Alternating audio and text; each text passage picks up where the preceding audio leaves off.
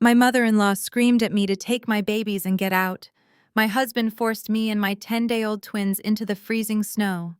They thought I was just a broke designer with nowhere to go. They had absolutely no idea that 9 days later, I would dismantle their entire lives. My name is Chloe. I am 29 years old, and before I continue this story, let me know where you are watching from in the comments below. Hit like and subscribe if you believe that karma always comes to collect its debts. It was a brutal winter night in Atlanta. The kind of freezing temperature that is rare for the South, cutting right through your clothes and settling deep into your bones. But the chill outside was absolutely nothing compared to the ice inside Vivian's sprawling, immaculate living room. I stood in the center of the imported Persian rug, my body still aching and incredibly weak from childbirth just 10 days prior. In my arms, I held my newborn twins, Leo and Layla. They were crying loudly, their tiny faces red and contorted, almost as if they could sense the sheer hostility radiating from the people in the room. Vivian paced in front of me, her expensive designer heels clicking sharply against the hardwood floor.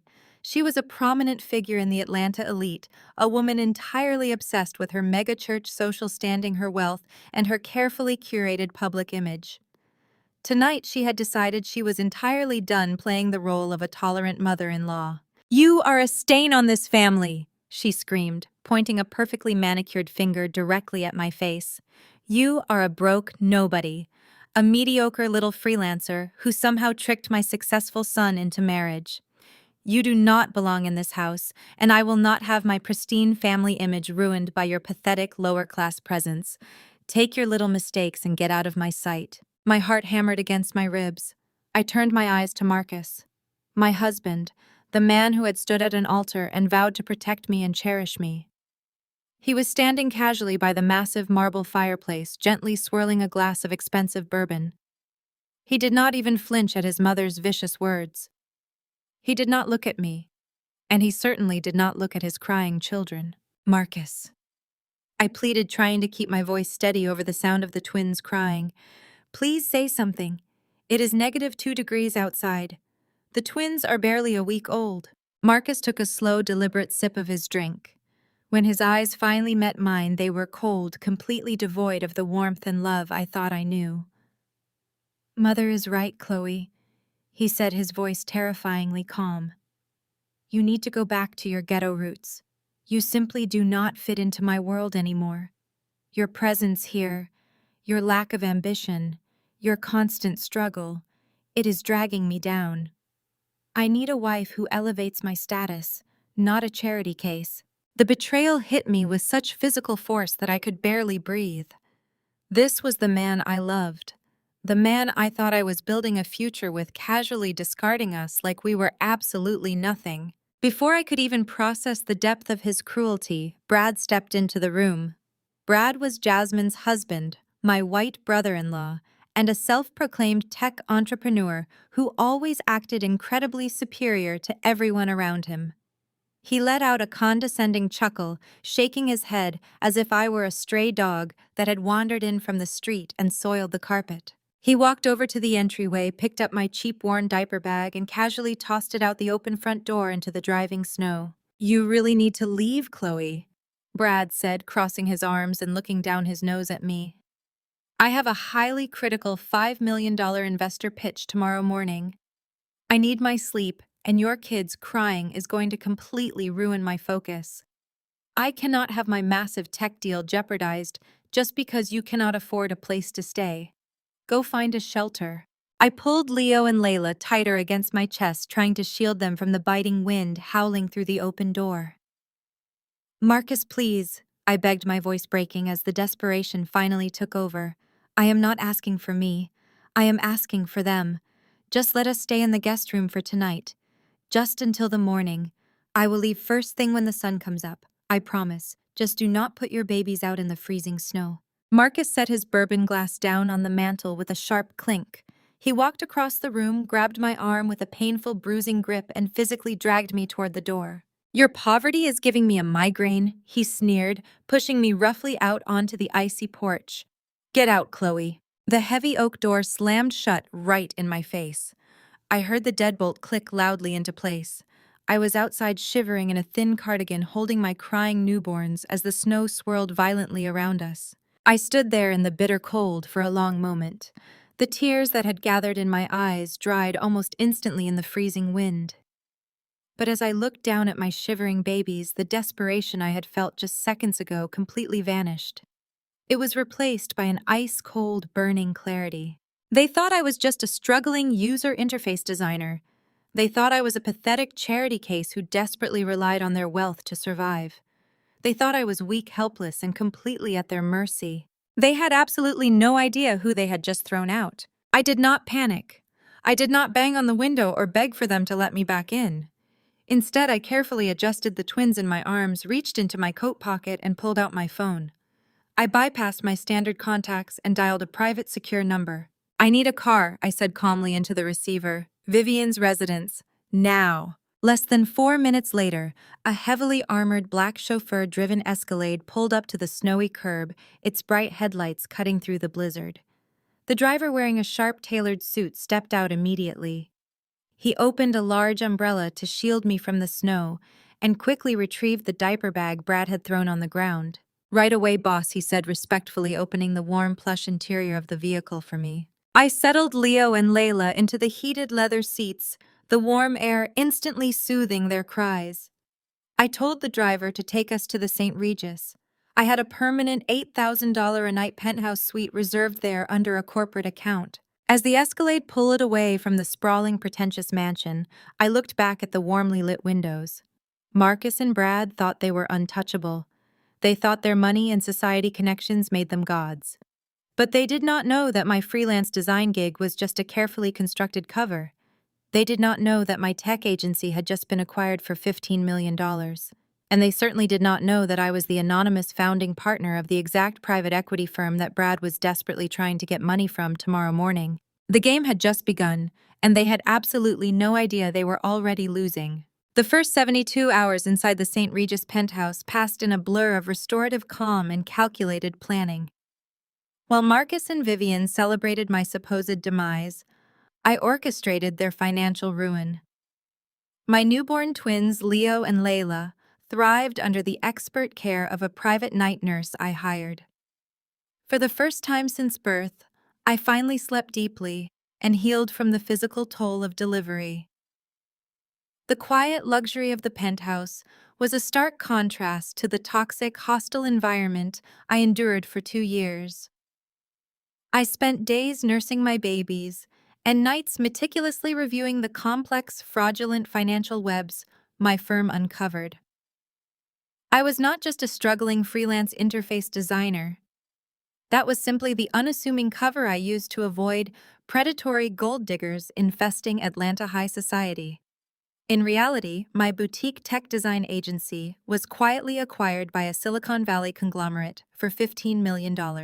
On top of that incredible windfall, I was the anonymous founding partner of a ruthless private equity firm acquiring distressed assets. Marcus had absolutely no idea he was married to a shadow titan of the financial world. He genuinely thought I was a pathetic charity case. He was about to learn a very painful, permanent lesson about underestimating people based on shallow classist assumptions. On the 4th morning, the sharp knock of my private security detail echoed loudly through the marble foyer of the penthouse. The guard stepped inside holding a thick manila envelope bearing the official seal of the Fulton County Family Court. "A court courier had just attempted to serve this at your old apartment address, boss," the guard said respectfully, handing the packet over. "We intercepted it immediately and brought it directly to you just as you instructed." I thanked him quietly and took the heavy envelope, walking slowly over to the plush velvet sofa. I calmly broke the wax seal and pulled out the thick stack of legal documents. It was an emergency motion for full physical and legal custody of Leo and Layla filed officially by Marcus. I read through the dense legal pages slowly, a cold amusement bubbling up in my chest. The fabricated narrative he and his desperate attorney had crafted was a masterpiece of absolute fiction. The formal motion painted me as a mentally unstable homeless vagrant who had recklessly abandoned her marital home in the middle of a dangerous winter storm. Marcus claimed I posed an immediate, severe physical and psychological threat to our fragile newborns. He demanded that the family court grant him sole custody immediately, without granting me any visitation rights whatsoever. But the most revealing part of the document was tucked away carefully on page 4. Marcus was formally requesting an exorbitant amount of monthly child support from me. He claimed he desperately needed the funds to secure a high-end private nanny and maintain the luxurious lifestyle the children deserved now that their mother had abandoned them. The sheer audacity of the demand was almost impressive. Marcus was a senior investment banker who publicly flaunted a multi-six-figure salary, yet he was trying to squeeze massive child support out of a woman he firmly believed was entirely broke. It made absolutely no logical sense, unless you knew the dark, hidden truth about his rapidly deteriorating finances. Marcus was completely and hopelessly overleveraged. He was incredibly desperate for immediate liquid cash, and this aggressive custody filing was not about love or concern for his infant children. It was a thinly veiled, frantic attempt to extort money from me to help cover the massive illegal financial hole he had dug for himself. He assumed I must have some secret savings hidden away from my freelance design work, and he ruthlessly wanted every last dime of it. I did not panic reading the threats. I did not cry a single tear over his cruelty. Instead, I simply smiled. It was an icy, calculated, terrifying smile. I calmly picked up my phone and dialed the direct private line of Veronica Sterling. Veronica was the absolute most feared, high-priced family law attorney in the entire state of Georgia. She was a brilliant, vicious woman who routinely destroyed opposing counsel before breakfast and proudly charged $1,000 an hour for the privilege. I did not just have her on a standard legal retainer. I was her elite law firm's primary silent financial backer. Veronica, I said smoothly when she answered on the very first ring. Marcus just foolishly played his first card. He formally filed an emergency motion for full sole custody, and he is ridiculously demanding exorbitant child support. I heard a low, sharp, genuinely amused chuckle on the other end of the secure line. "Bring those documents to my office immediately." "Chloe," she replied, her voice thrumming with eager anticipation. "Let us completely and utterly dismantle this arrogant little man today." An hour later, I was sitting comfortably across from Veronica in her sleek, minimalist, glass-walled office in Buckhead. I wore a tailored cashmere coat over an expensive designer silk blouse, projecting the quiet, undeniable power I usually kept carefully hidden. Veronica reviewed Marcus's desperate filing with a predatory gleam shining in her sharp eyes. We had already spent the last 2 days meticulously pulling every single shred of Marcus's hidden financial history. As the powerful head of a shadow capital firm, I possessed elite intelligence, gathering resources that Marcus could not even begin to comprehend or evade. We had easily tracked his hidden offshore accounts, his unauthorized illegal wire transfers, and most importantly, the massive gaping deficit in his prominent client investment portfolios. He was stealing directly from his own wealthy clients to fund a lifestyle he could no longer afford, and to bankroll his foolish brother-in-law's fake tech startup. He had absolutely no idea that I held all the winning cards in my hand. I was about to drop a massive legal landmine right on top of his carefully constructed fragile world. The morning of the custody hearing broke with harsh sunlight, reflecting off the frost-covered streets of downtown Atlanta.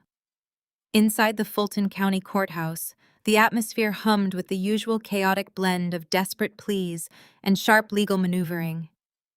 I had spent the early hours feeding Leo and Layla, making a silent vow that the people who threw them into the freezing snow would never come near them again.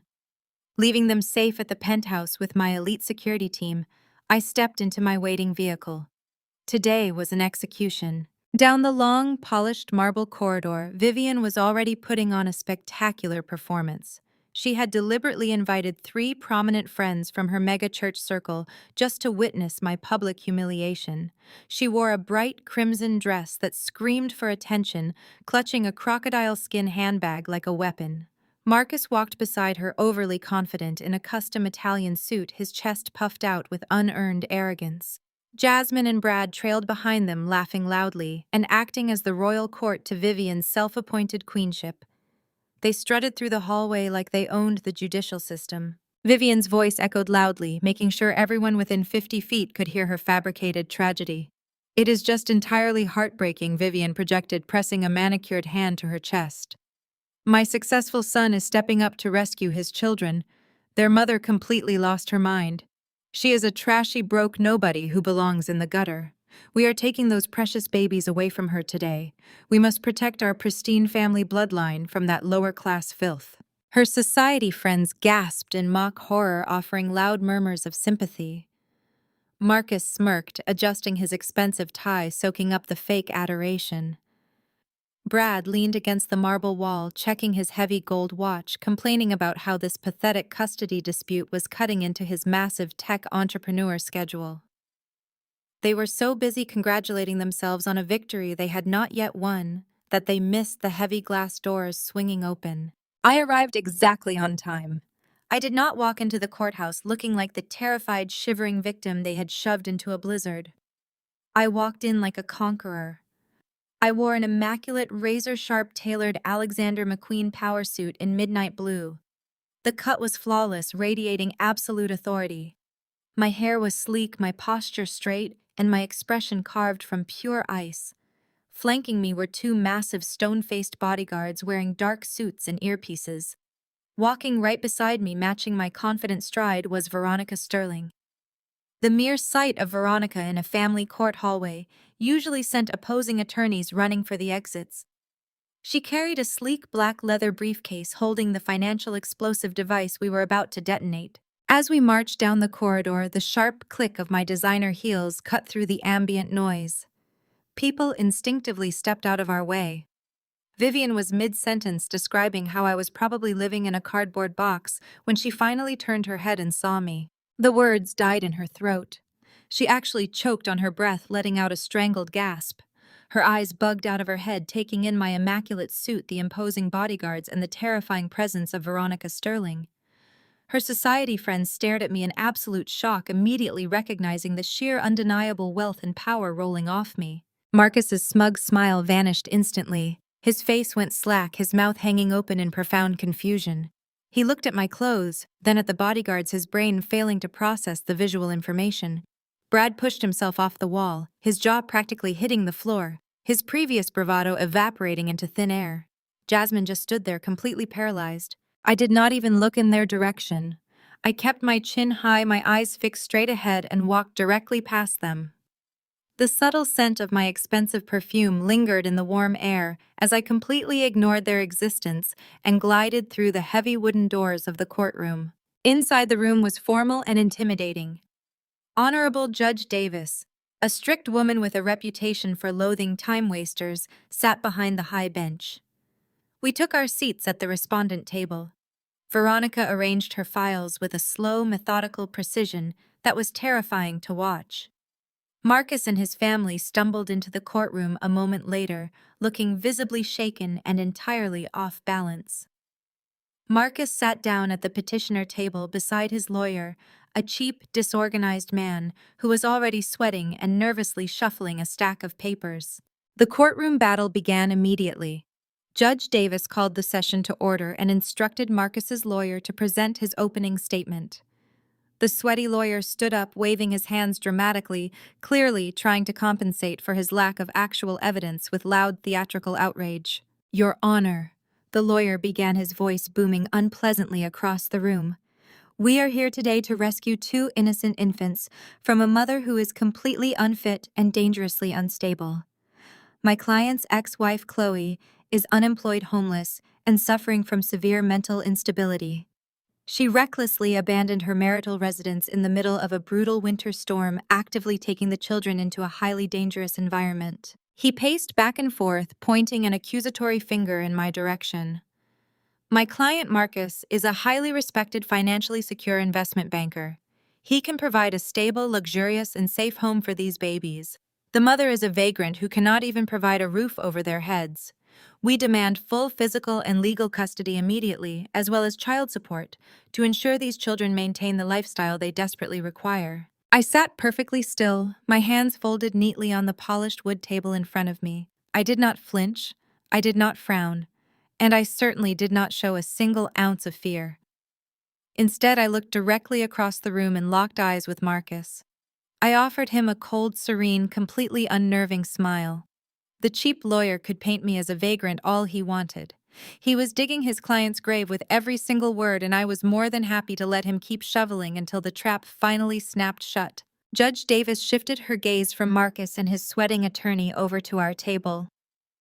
The judge peered over her glasses, clearly unimpressed by the theatrical display she had just witnessed.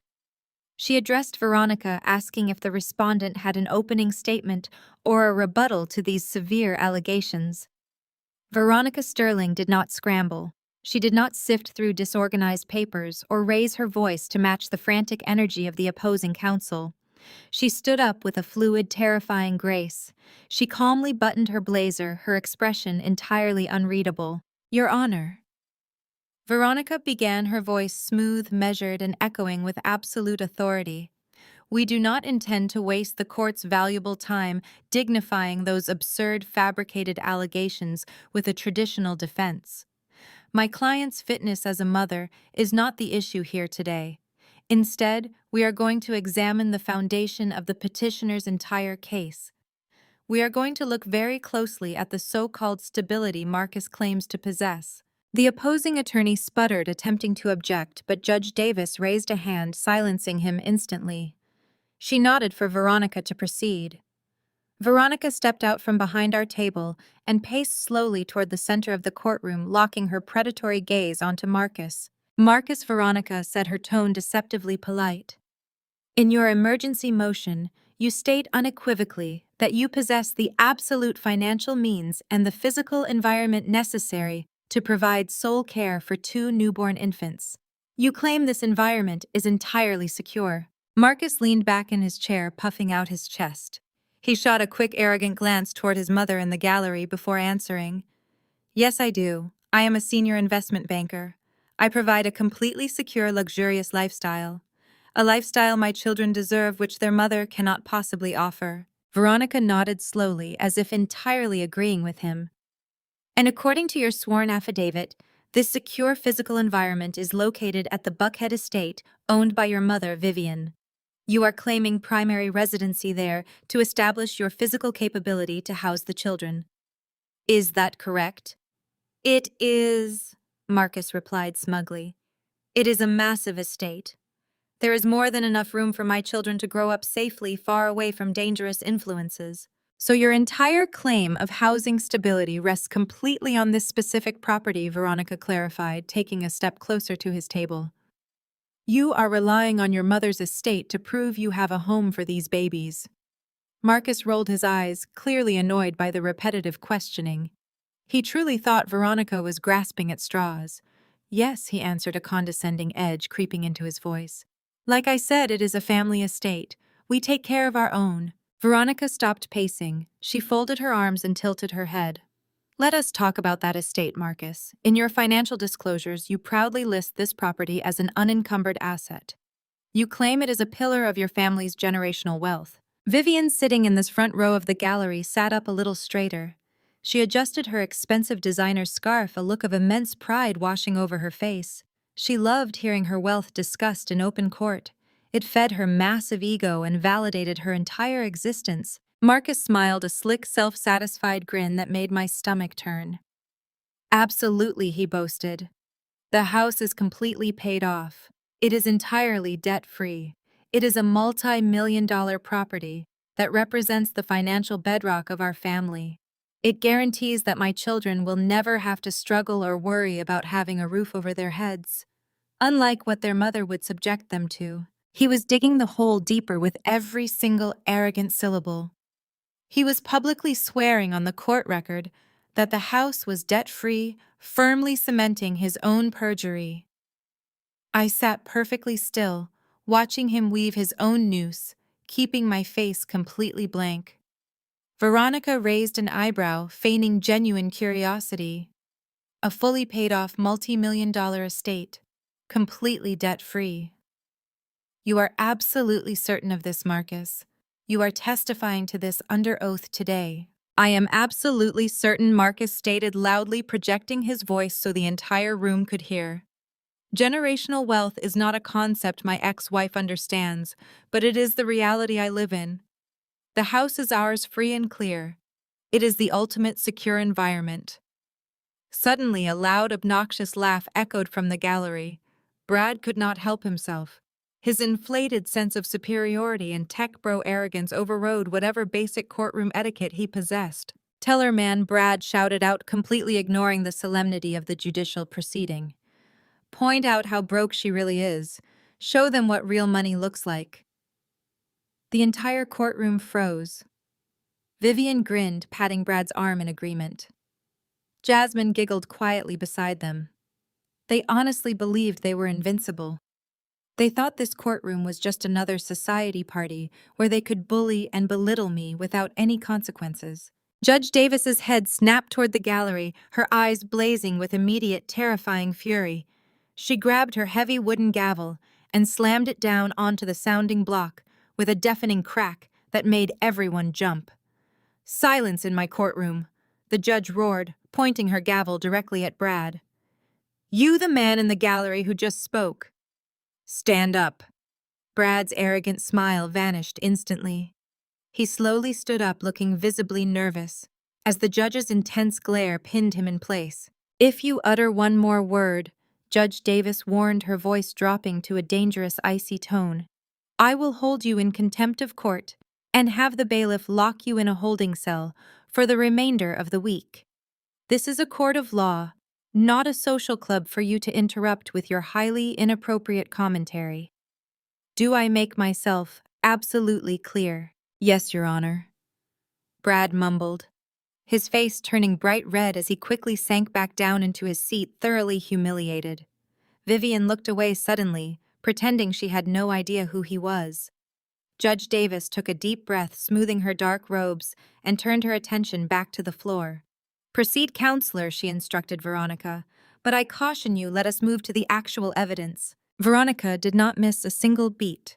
She turned back to Marcus, who was now sweating slightly, his previous confidence visibly shaken by the judge's explosive anger. "Gladly, Your Honor," Veronica said smoothly.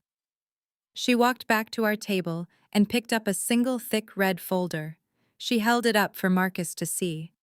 "Marcus, you just swore under oath that your mother's estate is fully paid off and completely debt-free. You swore it is the absolute foundation of your financial stability." Marcus swallowed hard, his eyes locked on the red folder. "Yes," he repeated, though his voice lacked its earlier booming certainty. Veronica turned on her heel and began walking directly toward the judge's bench.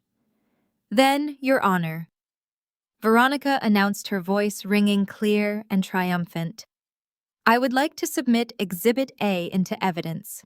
It seems the petitioner has been entirely untruthful with this court regarding his financial stability, his assets, and his heavily leveraged generational wealth." The air in the courtroom grew incredibly dense. Marcus stared at the red folder as Veronica handed it to the bailiff, his breathing suddenly shallow and rapid. He had no idea how deep the water was, but he was finally realizing he was about to drown. The bailiff took the red folder from Veronica Sterling's hands and approached the high bench, passing it respectfully to Judge Davis. The courtroom descended into an agonizing, suffocating silence. The only sound was the sharp rustle of thick paper as the judge flipped through the certified financial documents. Marcus sat frozen at the petitioner table, a visible bead of sweat tracking down the side of his face. His cheap lawyer frantically whispered questions at him, but Marcus just stared blankly ahead, his jaw locked in sheer terror. I sat perfectly still, my posture immaculate. I watched Judge Davis's eyes narrow as she read the first page. Her expression shifted from standard judicial annoyance to profound simmering outrage. She looked up over her glasses, fixing Marcus with a stare that could melt steel. "Mr. Marcus," Judge Davis began, her voice dangerously quiet, "you testified under oath just moments ago that the Buckhead estate was entirely unencumbered and owned outright by your family. You used this specific claim to assert financial superiority and demand emergency physical custody of two newborn infants. Marcus swallowed hard, his Adam's apple bobbing. Yes, Your Honor. It is our family home. Veronica stepped forward, her expensive heels clicking against the hardwood floor. Your Honor, if you look at Exhibit A, page 3, you will see the recorded deed history. Exactly 6 months ago, Marcus illegally obtained a $5 million third mortgage on that exact property. He achieved this by completely forging the signature of his mother Vivian, who is the primary deed holder. From the gallery behind us, Vivian let out a strangled, high-pitched gasp. She clutched her chest, her face turning an alarming shade of pale gray. Jasmine grabbed her arm, trying to keep her mother from completely collapsing right there in the wooden pew. But Veronica was not even close to finished. She turned her lethal gaze toward Brad, who was visibly trembling in his seat. The funds from that fraudulent $5 million loan did not go toward any secure family investments, Veronica stated clearly, her voice echoing off the high ceiling. Every single penny was wired directly into multiple shell accounts controlled by Next Gen Solutions, a failing tech startup owned by Marcus's brother-in-law, Brad. Marcus embezzled his own family's equity to illegally prop up a completely fictitious company. Brad put his head between his knees, looking like he was about to be physically sick. Vivian let out another loud, dramatic wail, her hands shaking violently as the reality of her son's betrayal set in. Bailiff, please escort the crying woman out of the gallery before I clear the entire room, Judge Davis snapped.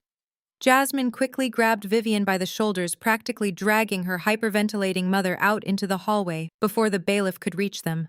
With Vivian removed from the room, Marcus was left completely isolated, staring at his inevitable destruction. While the forgery and the wire fraud are certainly matters for the district attorney, Veronica continued pacing smoothly back to our table. They are highly relevant to this custody hearing for one specific reason. Marcus has defaulted on that illegal $5 million mortgage. He has not made a single payment in 4 months.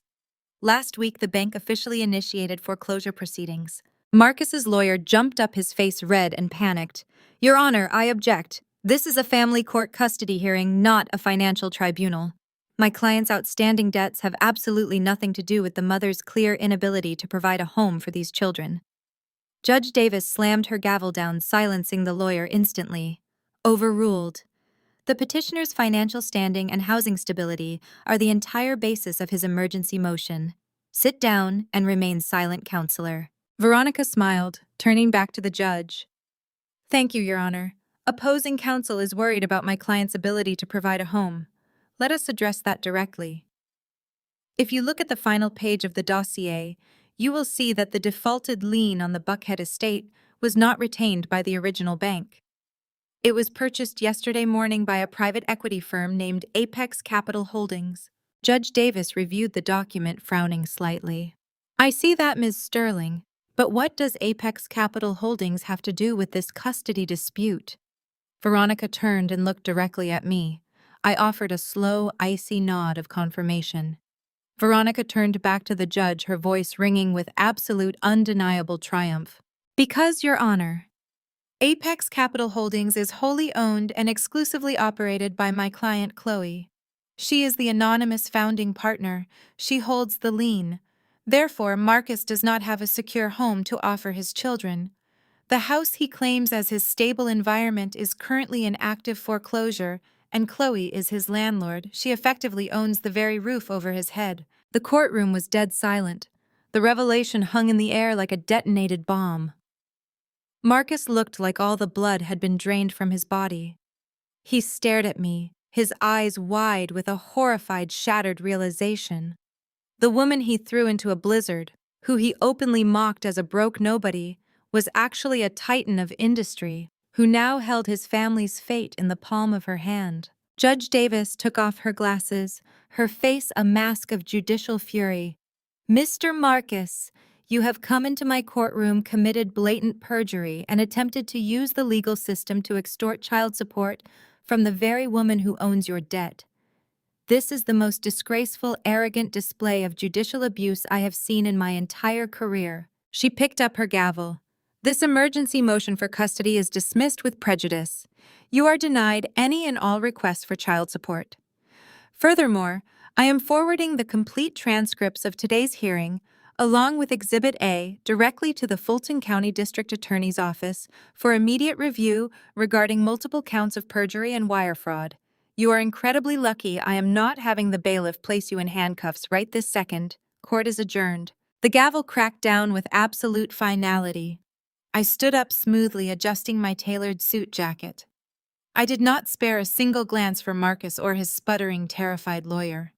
Flanked by my massive bodyguards and Veronica, I walked calmly down the center aisle and pushed through the heavy wooden doors into the bright marble hallway. Vivian and Jasmine were nowhere to be seen, likely recovering in a restroom or fleeing the building in shame. I began walking toward the exit, my heels clicking rhythmically against the floor. Chloe, wait. Please, God, wait. I stopped and turned slowly. Marcus was sprinting out of the courtroom. His expensive suit rumpled his face slick with desperate sweat. He ran up to me, stopping short when my bodyguards instantly stepped forward, crossing their arms and blocking his path. Marcus looked up at me, his arrogance completely shattered. He was shaking, tears welling in his eyes, as the reality of his impending prison sentence and financial ruin crushed down on him. Chloe, please, he begged, his voice cracking with pathetic desperation. You cannot do this. You cannot foreclose on the house. You cannot tell my mother that you are the one who bought the lien. If Vivian finds out you own our home, she will completely lose her mind. She will disown me. The fraud charges will ruin my entire career. I will go to federal prison. Please, we have kids together. Have mercy. I stared down at the man who had casually watched his mother scream at me. The man who had shoved me into the freezing snow with our newborn twins and locked the door behind me. I looked at his terrified, pleading face, and I felt nothing but a cold, deep satisfaction. I tilted my head, offering him a slow, merciless smirk. I told you the other night, Marcus, I said softly, my voice dripping with absolute venom. Your poverty is giving me a migraine. I turned my back on him without another word. Surrounded by my elite security team, I walked out of the courthouse and into the bright winter sun, leaving Marcus completely alone in the hallway to face the absolute destruction of his own making. While Marcus stood paralyzed in the freezing courthouse corridor, completely paralyzed by the reality of his impending federal prosecution, his mother was busy throwing my money away. Less than 10 miles north at the sprawling Buckhead estate she falsely believed she still owned, Vivian was hosting an outrageously lavish afternoon tea party for the elite women's auxiliary of her mega church. She was entirely oblivious to the judicial slaughter that had just occurred downtown. In her deeply arrogant mind, Marcus had already easily won full custody of my twins and completely destroyed my life. She was so confident in her manufactured reality that she had hired a high-end catering service, a classical string quartet, and ordered thousands of dollars worth of imported floral arrangements just to celebrate her son's imaginary victory. Vivian floated through the grand parlor in a shimmering gold caftan, balancing a crystal champagne flute and projecting an air of untouchable matriarchal grace. She held court among a dozen wealthy, heavily Botoxed church wives, soaking in their sycophantic praise. The sheer scale of the event was a grotesque display of financial illiteracy. The catering alone likely cost upwards of $20,000, completely funded by credit cards that were about to be declined. My brilliant son-in-law Brad is absolutely taking the technology world by storm, Vivian boasted loudly, ensuring her voice carried over the classical music. His new software startup is so revolutionary that elite investors practically threw $5 million at him just last week. He is a true visionary. The Lord simply blesses those who walk in pure righteousness. We are establishing a generational financial empire that will last for centuries. Her friends cooed in admiration, sipping their expensive champagne and complimenting her impeccable taste. They had absolutely no idea the $5 million Vivian was bragging about was stolen directly from the equity of the very house they were standing in. They did not know the shrimp hors d'oeuvres they were chewing on were being served under a roof that legally belonged to me. Across the massive parlor, tucked away in the shadows near the grand staircase, Marcus was experiencing a total psychological collapse. He stood rigidly against the wall, clutching a glass of scotch so tightly his knuckles were bone white. He was sweating profusely, a cold, clammy sheen covering his pale face.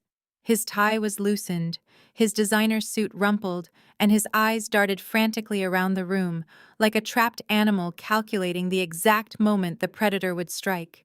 He had sped home from the courthouse in a blind panic, completely terrified of breaking the news to his mother.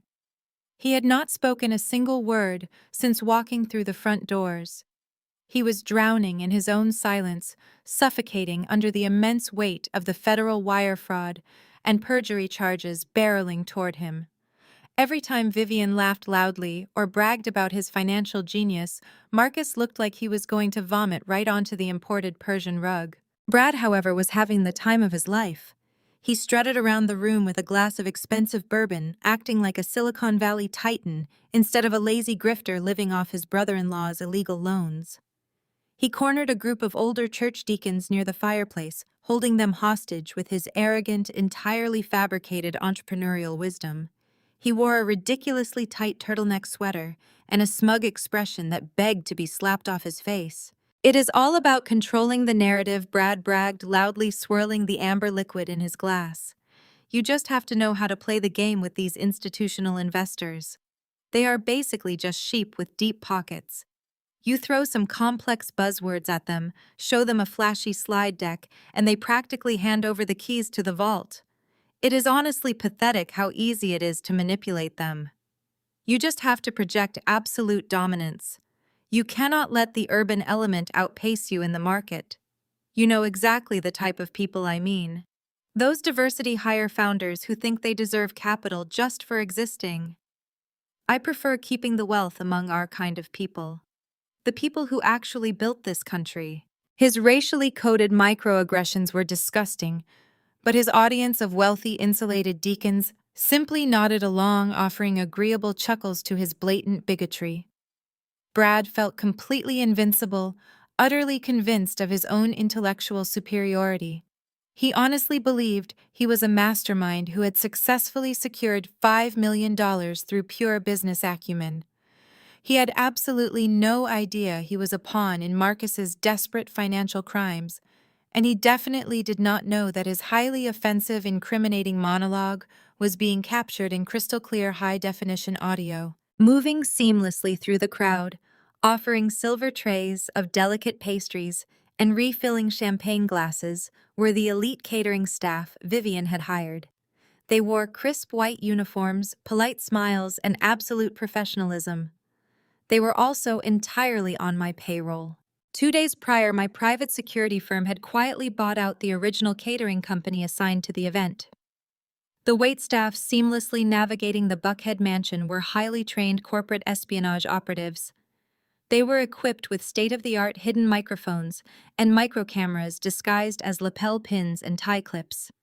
Every single arrogant boast Vivian made, every offensive, bigoted remark that tumbled out of Brad's mouth, and every instance of Marcus's silent, sweaty panic was being recorded, encrypted, and beamed directly to a secure server monitored by my team back at the St. Regis penthouse. One of my operatives, a tall man posing as a sommelier, smoothly approached Brad. He offered a fresh pour of expensive bourbon, positioning his lapel perfectly to catch Brad's face in the center of the frame. "Keep them coming, buddy," Brad snapped rudely, not even looking at the operative. "I am celebrating a $5 million victory today. You would not understand that kind of money pouring drinks for a living." The operative simply offered a polite, invisible smile, pouring the drink and melting back into the crowd.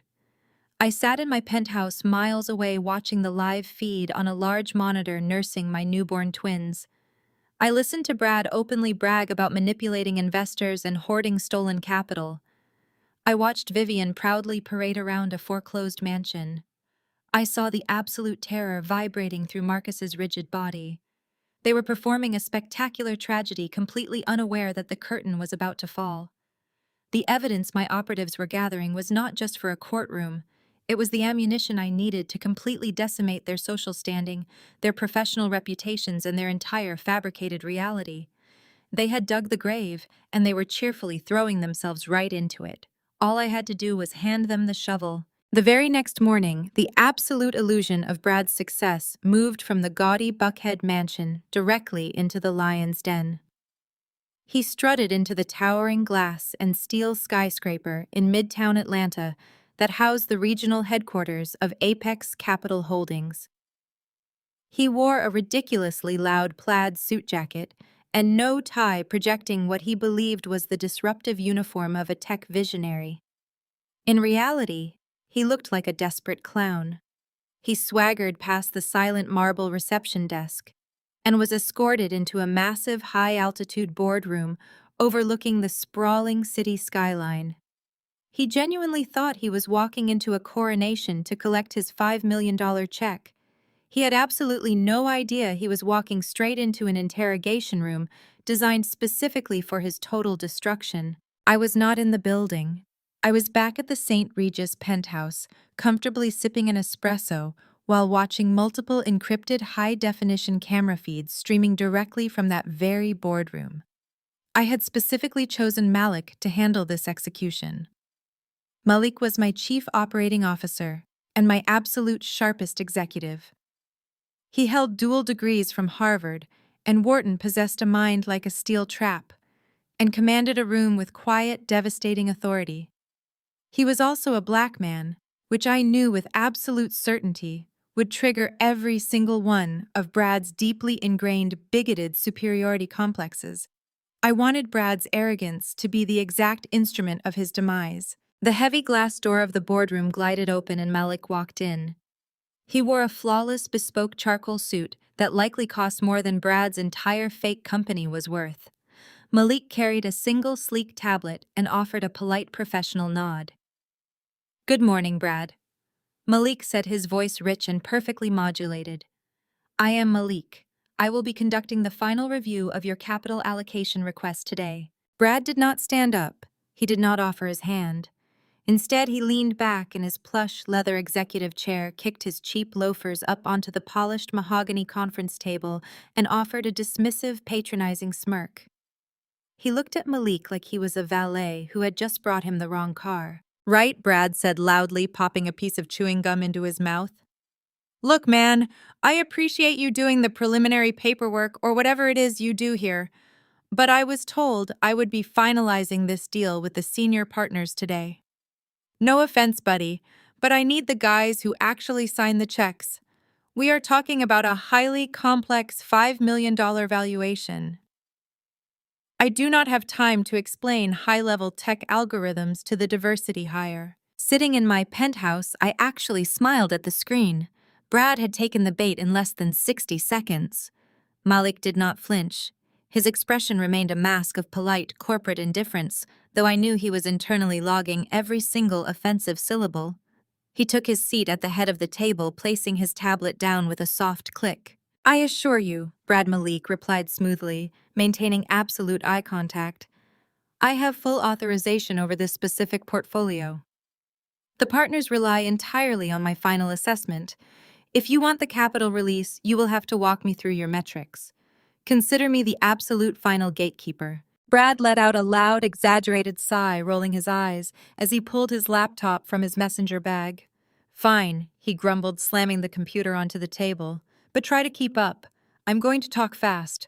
For the next 45 minutes, Brad subjected Malik to the most poorly constructed, entirely fabricated business presentation I had ever witnessed. It was a masterclass in corporate fraud. Brad threw up slide after slide of brightly colored graphs pointing to explosive user growth and massive revenue projections for his non-existent software platform. Every single metric was a complete lie. The user accounts were mostly automated bots generated by a cheap click farm in Eastern Europe. The revenue projections were based on phantom software licenses that had never been sold. It was a fragile house of cards built on quicksand. Malik let him talk. He nodded thoughtfully, occasionally tapping his screen, playing the role of the slightly overwhelmed junior executive perfectly. He stroked Brad's fragile ego with surgical precision, acting just impressed enough to make Brad feel completely invincible. These user acquisition numbers are staggering, Malik noted, his tone laced with feigned admiration. But the capital structure is what truly fascinates me. Securing $5 million in bridge funding before a verified product launch is highly unusual. Our analysts noted some complex routing regarding the collateral securing this specific tranche. To finalize the transfer today, I just need to understand the architectural flow of your initial backing. It seems quite sophisticated and perhaps a bit over my head. Brad practically beamed. His chest puffed out so far his tight shirt looked like it might tear. He could not resist the golden opportunity to prove his superior intellect to a man he viewed as completely beneath him. It is called aggressive leverage, my man, Brad bragged, leaning over the table and dropping his voice conspiratorially. You see, people like you just look at the numbers on the page. Real visionaries look at the loopholes. I did not secure traditional capital. I have a golden goose. My brother-in-law Marcus is a senior investment banker. He handles massive generational wealth portfolios. Malik tilted his head, acting suitably impressed. So he facilitated the initial seed money through his firm. Brad laughed, a sharp, ugly sound. Better. He bypassed the firm entirely. He used his executive credentials to quietly force through a massive third mortgage on his mother's Buckhead estate. The old lady has absolutely no clue. We extracted the equity, washed it through 3 different shell accounts I set up in Delaware, and parked it in my corporate ledgers to show false liquidity. Marcus cooked the internal risk assessment algorithms at his bank to make sure the underwriters looked the other way. We essentially manufactured $5 million out of thin air to prove to firms like yours that we are already heavily backed by serious players. I watched my monitor in absolute silence. He had just confessed to multiple counts of wire fraud, bank fraud, and criminal conspiracy on a hot microphone in a room entirely wired for high-definition surveillance. He had explicitly named Marcus as his co-conspirator and detailed the exact mechanics of their financial crimes to hide their massive debts. That is incredibly bold, Malik said smoothly, his face betraying absolutely nothing of the lethal trap that had just snapped shut. The documentation process for washing those funds must have been staggering. Brad waved his hand dismissively. Marcus handles all the paper trails. He falsifies the asset declarations, so the feds do not come sniffing around. We have the entire banking system playing right into our hands. It is easy money when you know how to rig the game. Now, are we going to sit here all day talking about my genius, or are you going to approve my capital transfer so I can get back to building my empire? Malik picked up his tablet. He looked at Brad with a calm, terrifying serenity. The performance was over. The polite deference vanished instantly, replaced by the chilling authority of an apex predator looking at its next meal. Your presentation has been highly illuminating, Brad, Malik stated, his voice suddenly dropping an octave, carrying the heavy weight of an executioner. The portfolio review is officially concluded. You will be notified of the firm's final decision regarding the distribution of your assets very soon. Brad smirked, shutting his laptop with a loud clack. Good. Tell the partners I expect the wire transfer by Friday. Brad stood up, straightened his loud jacket, and swaggered out of the boardroom without saying goodbye. He walked to the elevators feeling like a god among men. He had absolutely no idea he had just handed a detailed recorded confession of major federal crimes directly to the very woman whose life he had been actively trying to destroy. Brad practically floated out of the soaring glass lobby of the Apex Capitol building and stepped onto the sunlit pavement of Peachtree Street. He was completely vibrating with a toxic, unearned adrenaline. He had barely walked half a block when his smartphone chimed loudly in his pocket. He yanked it out, his greedy eyes scanning the screen. It was an encrypted, highly secure email sent directly from the executive office of Malik. Brad's hands physically shook as he tapped the attached PDF document. It was a letter of intent. The document was an absolute masterpiece of corporate theater.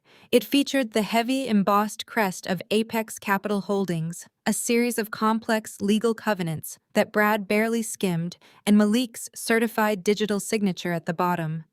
The letter explicitly outlined the immediate transfer of $5 million in unrestricted venture capital directly into the operating accounts of NextGen Solutions, pending a standard 48-hour compliance review. Brad let out a primal, echoing scream of victory right there on the crowded sidewalk, causing several pedestrians to jump out of his way. He did not care. He felt like a god. He immediately hit Marcus's contact profile and dialed. Miles away, Marcus was still sitting in the driver's seat of his parked luxury sedan near the Fulton County Courthouse. He had been staring blankly at the steering wheel for an hour, completely paralyzed by the family court judge's promise to forward his perjury and wire fraud files directly to the district attorney. He was physically sick with terror. When his phone rang, he nearly jumped out of his skin. He answered with a weak, trembling breath. Brad did not even let him speak. He screamed their victory through the speaker. He told Marcus about the meeting, the brilliant way he had outsmarted the Apex executive, and the official letter of intent that was currently sitting in his inbox. He told Marcus that the $5 million was fully secured and that their financial nightmare was officially over. The psychological whiplash Marcus experienced in that exact second was profound and incredibly dangerous. The crushing, suffocating terror of federal prison vanished instantly, replaced by a surging, blinding wave of absolute delusion. Marcus immediately convinced himself that the family court judge was merely issuing empty theatrical threats.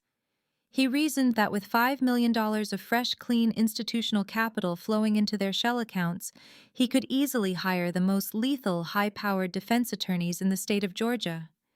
He genuinely believed that enough money could erase any crime.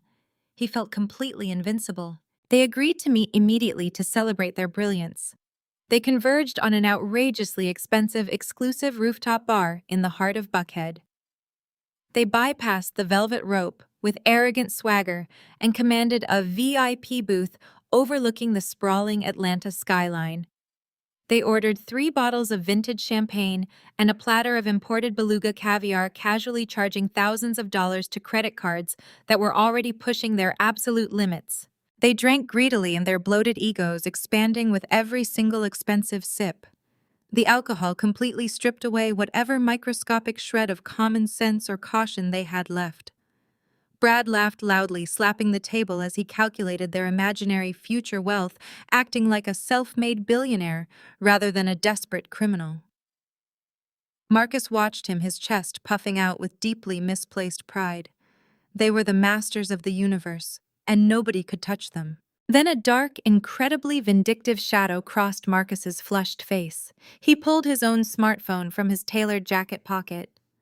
The vintage champagne had fully convinced him of his own supreme dominance. He decided he needed to inflict one final, crushing blow against the woman who had dared to humiliate him in court that morning. He wanted to make sure I knew my absolute place in the dirt beneath his feet.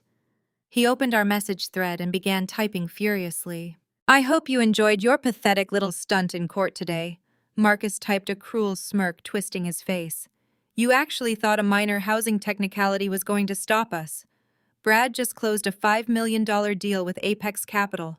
We are securing the funding right now. You lose." Brad leaned over the expensive table, his face flushed red with alcohol, and read the screen. He laughed maliciously and physically grabbed the phone from Marcus's hands to add his own vile, arrogant thoughts to the thread. "We are about to be untouchable billionaires," Brad typed rapidly, aggressively hitting the glass screen. "You are nothing but dirt on our shoes. Enjoy living in whatever miserable gutter you dragged yourself out of. We are going to buy this entire city, and you will be completely erased. Do not ever try to step into the ring with real men again." He hit send and tossed the phone onto the table. The 2 men clinked their crystal flutes together, laughing hysterically at their own manufactured triumph. Back in the silent, pristine sanctuary of my St. Regis penthouse, I sat perfectly still behind my massive glass desk. The floor-to-ceiling windows offered a panoramic, glittering view of the exact city Brad claimed he was going to buy.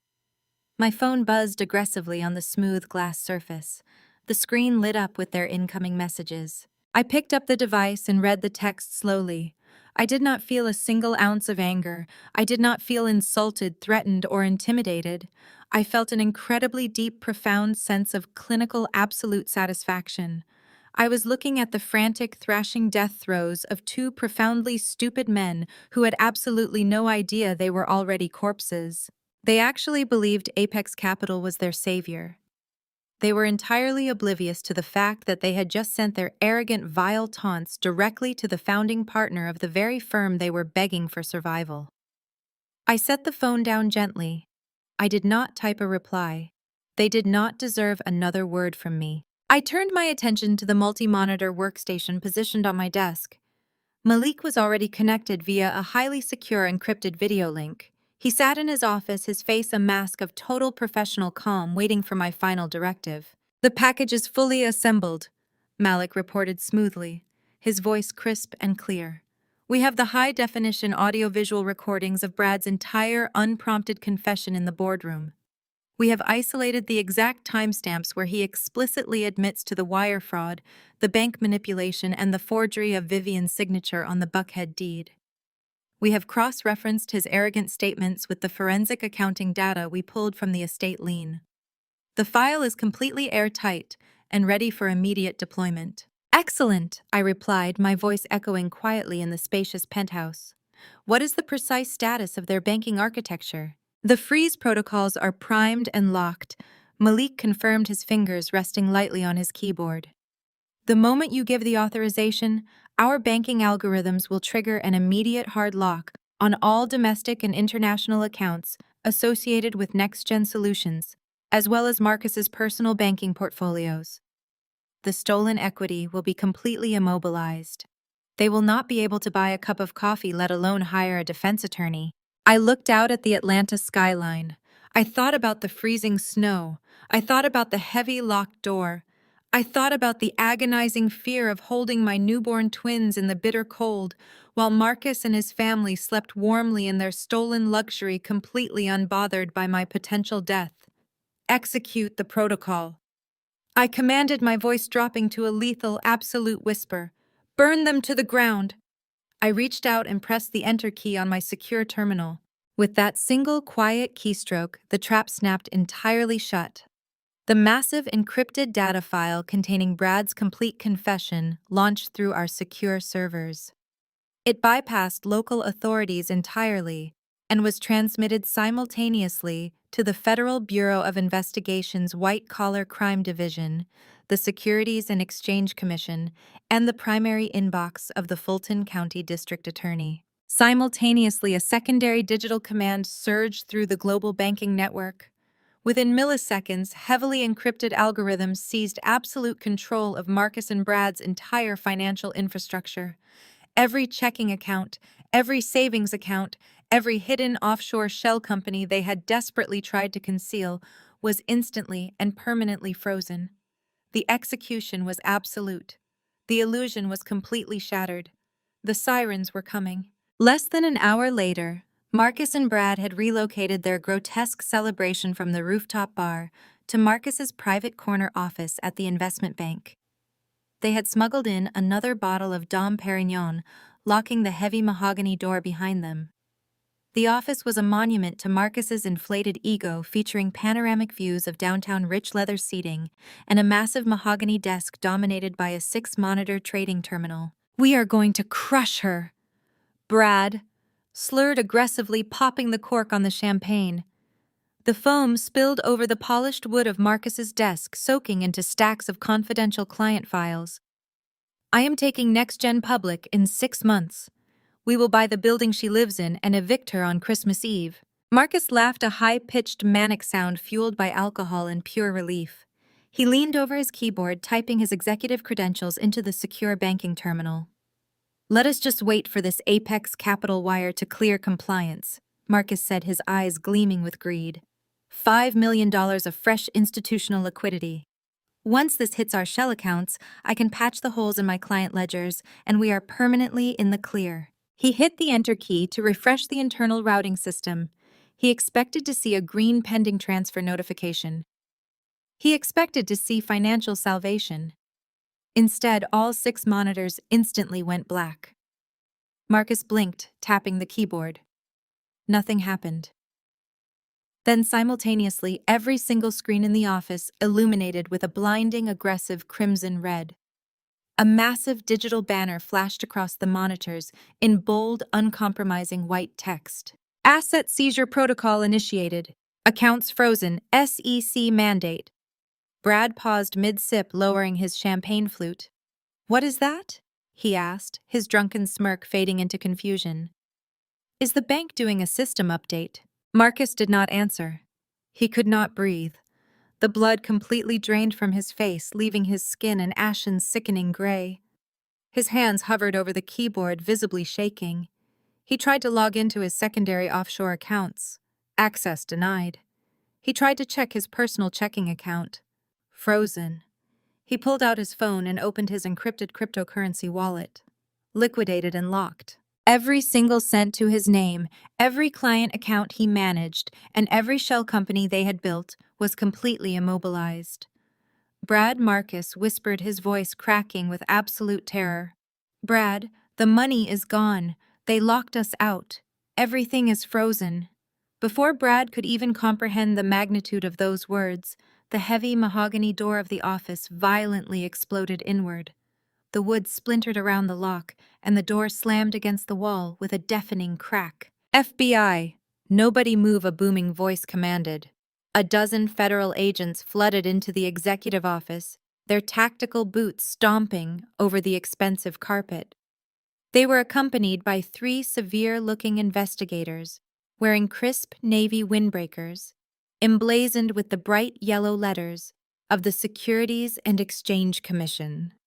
The chaotic energy of a full-scale federal raid instantly sucked all the oxygen out of the room. Brad dropped his champagne glass. It shattered against the floor, spraying expensive vintage alcohol across the shoes of the lead federal agent. Marcus simply threw his hands in the air, his knees giving out as he collapsed heavily into his ergonomic desk chair, hyperventilating in sheer panic. Marcus Sterling, the lead SEC investigator, stated, stepping forward with a thick file folder clutched in his hand. "We have secured a federal mandate to seize this office, all connected servers, and your entire digital infrastructure. Step away from the terminal immediately." "On what grounds?" Marcus sputtered, tears of pure terror springing to his eyes. "You cannot do this. I am a senior vice president. You are a criminal who is currently managing a Ponzi scheme," the investigator corrected coldly. "We received a highly encrypted, completely irrefutable data packet 30 minutes ago. It contained high-definition audio of you and your associate here, explicitly detailing a conspiracy to commit wire fraud. It also contained complete forensic accounting records, proving you embezzled client funds to artificially prop up a fictitious company named Next Gen Solutions." Brad let out a strangled gasp, backing away from the agents until his shoulders hit the floor-to-ceiling window. He looked like he wanted to break the glass and jump. "You also forged your mother's signature on a $5 million third mortgage against a Buckhead estate that is currently in active foreclosure." The investigator continued, dropping the heavy file onto Marcus's desk. "We have the digital footprint of every shell account you utilized. Your entire operation is fully compromised. Agents bag the hard drives." The tactical team immediately swarmed the desk. They aggressively yanked the power cords from the wall, plunging the monitors into darkness before physically ripping the computers from their mounting brackets. They seized Marcus's personal cell phone, his tablet, and even the physical client files sitting on the desk. They tossed everything into heavy plastic evidence bags, tagging them with bright red barcodes. "Are we under arrest?" Brad squeaked, his voice pitching up 2 octaves as an agent roughly patted him down for weapons. "Please, I did not know what I was doing. Marcus told me to do it. He set up the accounts." Marcus shot Brad a look of absolute venomous betrayal, but he was too terrified to speak. "You are incredibly lucky it is late on a Friday afternoon," the lead investigator said, his voice dripping with disgust. "The grand jury indictment is currently being drafted, but the federal judge required to sign the actual arrest warrants has already left the district for the weekend. We cannot legally place you in handcuffs until Monday morning." The investigator leaned over the desk, staring directly into Marcus's terrified eyes. "However, your passports are officially flagged, your assets are seized, you are completely barred from this building and the financial industry as a whole. You will both be detained the second the courthouse opens on Monday. I suggest you use the weekend to find a very good defense attorney, though considering your bank accounts currently have a zero balance, I doubt you can afford one. Now get out of my sight before I arrest you for public intoxication." Two federal agents grabbed Marcus and Brad by their collars, physically marching them out of the office. They were paraded through the center of the trading floor in front of dozens of shocked colleagues, junior analysts, and executives. The humiliation was absolute and entirely public. Marcus kept his head down, sobbing quietly, as his entire professional reputation evaporated. Brad stumbled along blindly, his bravado entirely crushed. They were shoved out of the revolving glass doors of the bank, stumbling onto the concrete sidewalk as the sun began to set over Atlanta. The humid air hit them like a physical blow. They stood on the corner, entirely stripped of their wealth, their power, and their freedom.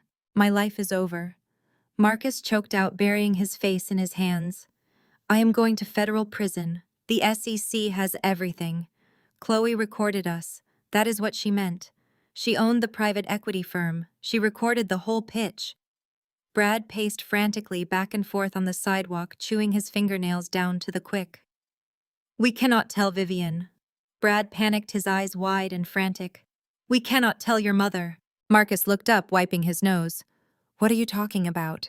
"She is going to find out. The house is in foreclosure. The money is gone."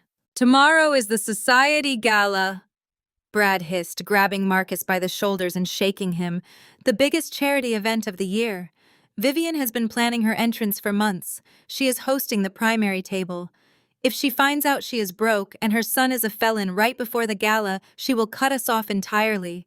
She will absolutely disown you to save her own social standing. She is our only lifeline. She has powerful friends. She knows judges. She knows politicians. We need her to bail us out." Marcus stared at Brad, his mind scrambling to find a way out of the impending nightmare. His mother's wrath was almost as terrifying as federal prison. "You are right," Marcus whispered, his voice trembling with desperate cowardice. "We hide it. We smile, we put on our tuxedos, and we survive the gala tomorrow night. We will tell her the deal closed. We will act like we are on top of the world. Then on Sunday we figure out how to beg her for help before the feds arrest us on Monday morning." They stood on the street corner, two utterly broken men making a pathetic pact of silence. They were completely ruined, yet entirely committed to continuing their delusional performance for just 48 more hours, blissfully unaware that my plan for the society gala was going to make their federal indictment look like a walk in the park. The grand ballroom of the Four Seasons Atlanta was transformed into a blinding sea of crystal imported white orchids and absolute delusion. Vivian had pulled out all the stops for the annual Atlanta Elite Charity Gala. It was the undisputed social event of the season, and she was the reigning queen. She glided across the imported marble floor in a custom emerald gown, dripping in rented diamonds, greeting senators, tech moguls, and real estate tycoons with an air of supreme arrogance. What none of the billionaires sipping vintage Dom Perignon knew was that Vivian had entirely funded this spectacular monument to her own ego using extremely high-interest short-term payday loans. She had leveraged everything she had left, taking out predatory advances, using fraudulent collateral, entirely convinced by Brad and Marcus that a $5 million corporate windfall was guaranteed to hit their bank accounts by Monday morning. She had ordered $50,000 worth of exotic floral arrangements, hired a celebrity chef, and paid a small fortune for a 10-piece orchestra. She was gleefully spending phantom money, completely oblivious to the fact that her precious Buckhead estate was in active foreclosure, and her son was the prime target of a federal indictment. While Vivian floated through the ballroom, basking in fake glory, Marcus and Brad looked like they were walking to the electric chair. They stood near the extravagant ice sculpture stuffed into tailored tuxedos that suddenly seemed 2 sizes too small. They were pale, shivering, and sweating profusely under the massive crystal chandeliers. Marcus kept violently checking his dead, disconnected smartphone. His eyes were bloodshot and completely wild, darting toward the heavy mahogany entrance doors every few seconds. He grabbed a glass of whiskey from a passing waiter and downed it in one desperate gulp. "Where is she?" Brad hissed, his voice cracking as he pulled at his rigid bow tie. "You said she would be here. You said the guest list confirmed Apex Capital purchased the premier diamond table." "She is coming." Marcus choked out, wiping a thick bead of cold sweat from his forehead. "She has to be. This is her ultimate victory lap. We just have to intercept her before Vivian sees her. We have to beg Brad. We have to get on our knees and beg her to call off the SEC. If she just unfreezes one account just enough for a cash advance to secure a legal retainer, we might survive Monday morning." Brad let out a pathetic, high-pitched whimper, shifting his weight frantically. He was staring at the city's most elite power brokers mingling around them, realizing that every single person in this room was about to witness his total destruction. The mayor was laughing near the champagne fountain. Two federal judges were chatting by the carving station. It was the absolute worst possible audience for a public execution. If Vivian finds out the $5 million is fake, she will literally kill us before the feds even get the chance. Brad whined, his hands shaking so badly he spilled his drink on his expensive lapel. "She took out predatory loans, Marcus. She borrowed against cars she does not even own to pay for the catering tonight. We are completely dead." "Just shut up and watch the doors." Marcus snapped, his voice tight with barely suppressed hysteria. "We intercept the angel investor, we beg for our lives, and we keep Vivian in the dark." Across the room, Vivian spotted them. She waved her diamond-clad hand and marched over, flanked by two highly influential socialites. She grabbed Marcus by the arm, completely ignoring his clammy skin and terrified expression. "There are my brilliant boys," Vivian announced loudly, ensuring her voice projected to the neighboring tables. "Marcus, Brad, I was just telling the senator's wife about your monumental tech deal. $5 million secured just yesterday. It is simply remarkable how my family dominates the financial sector. We are practically printing money at this point." Marcus forced a sickly, horrifying smile. His mouth opened, but only a dry croak came out. He looked absolutely gutted, his eyes darting frantically toward the entrance. "Yes," Vivian. Brad managed to squeak, his face twitching violently. "Massive victory. The funding is completely secure. We are just waiting for the final wire transfer." "I told you," Vivian beamed, turning back to her wealthy friends with a superior smirk. "We are establishing a generational empire. Nothing can touch the Sterling family. We simply operate on a higher frequency than the rest of the city." Right at that exact second, the massive double doors of the grand ballroom swung open. The heavy brass handles gleamed under the warm lighting, and a sudden sharp silence began to ripple through the crowded room. Heads turned. Conversations halted mid-sentence. The sheer presence entering the space commanded absolute terrifying attention. I stepped into the ballroom. I was wearing a breathtaking custom-tailored crimson gown that swept the floor, radiating pure lethal power. Malik walked smoothly to my right, impeccably dressed in a razor-sharp tuxedo.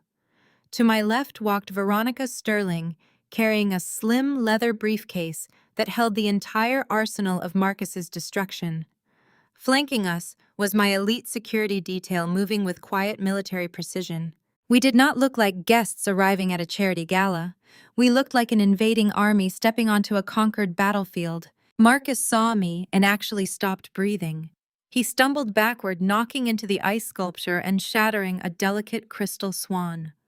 The sound of breaking glass echoed sharply in the sudden quiet of the ballroom.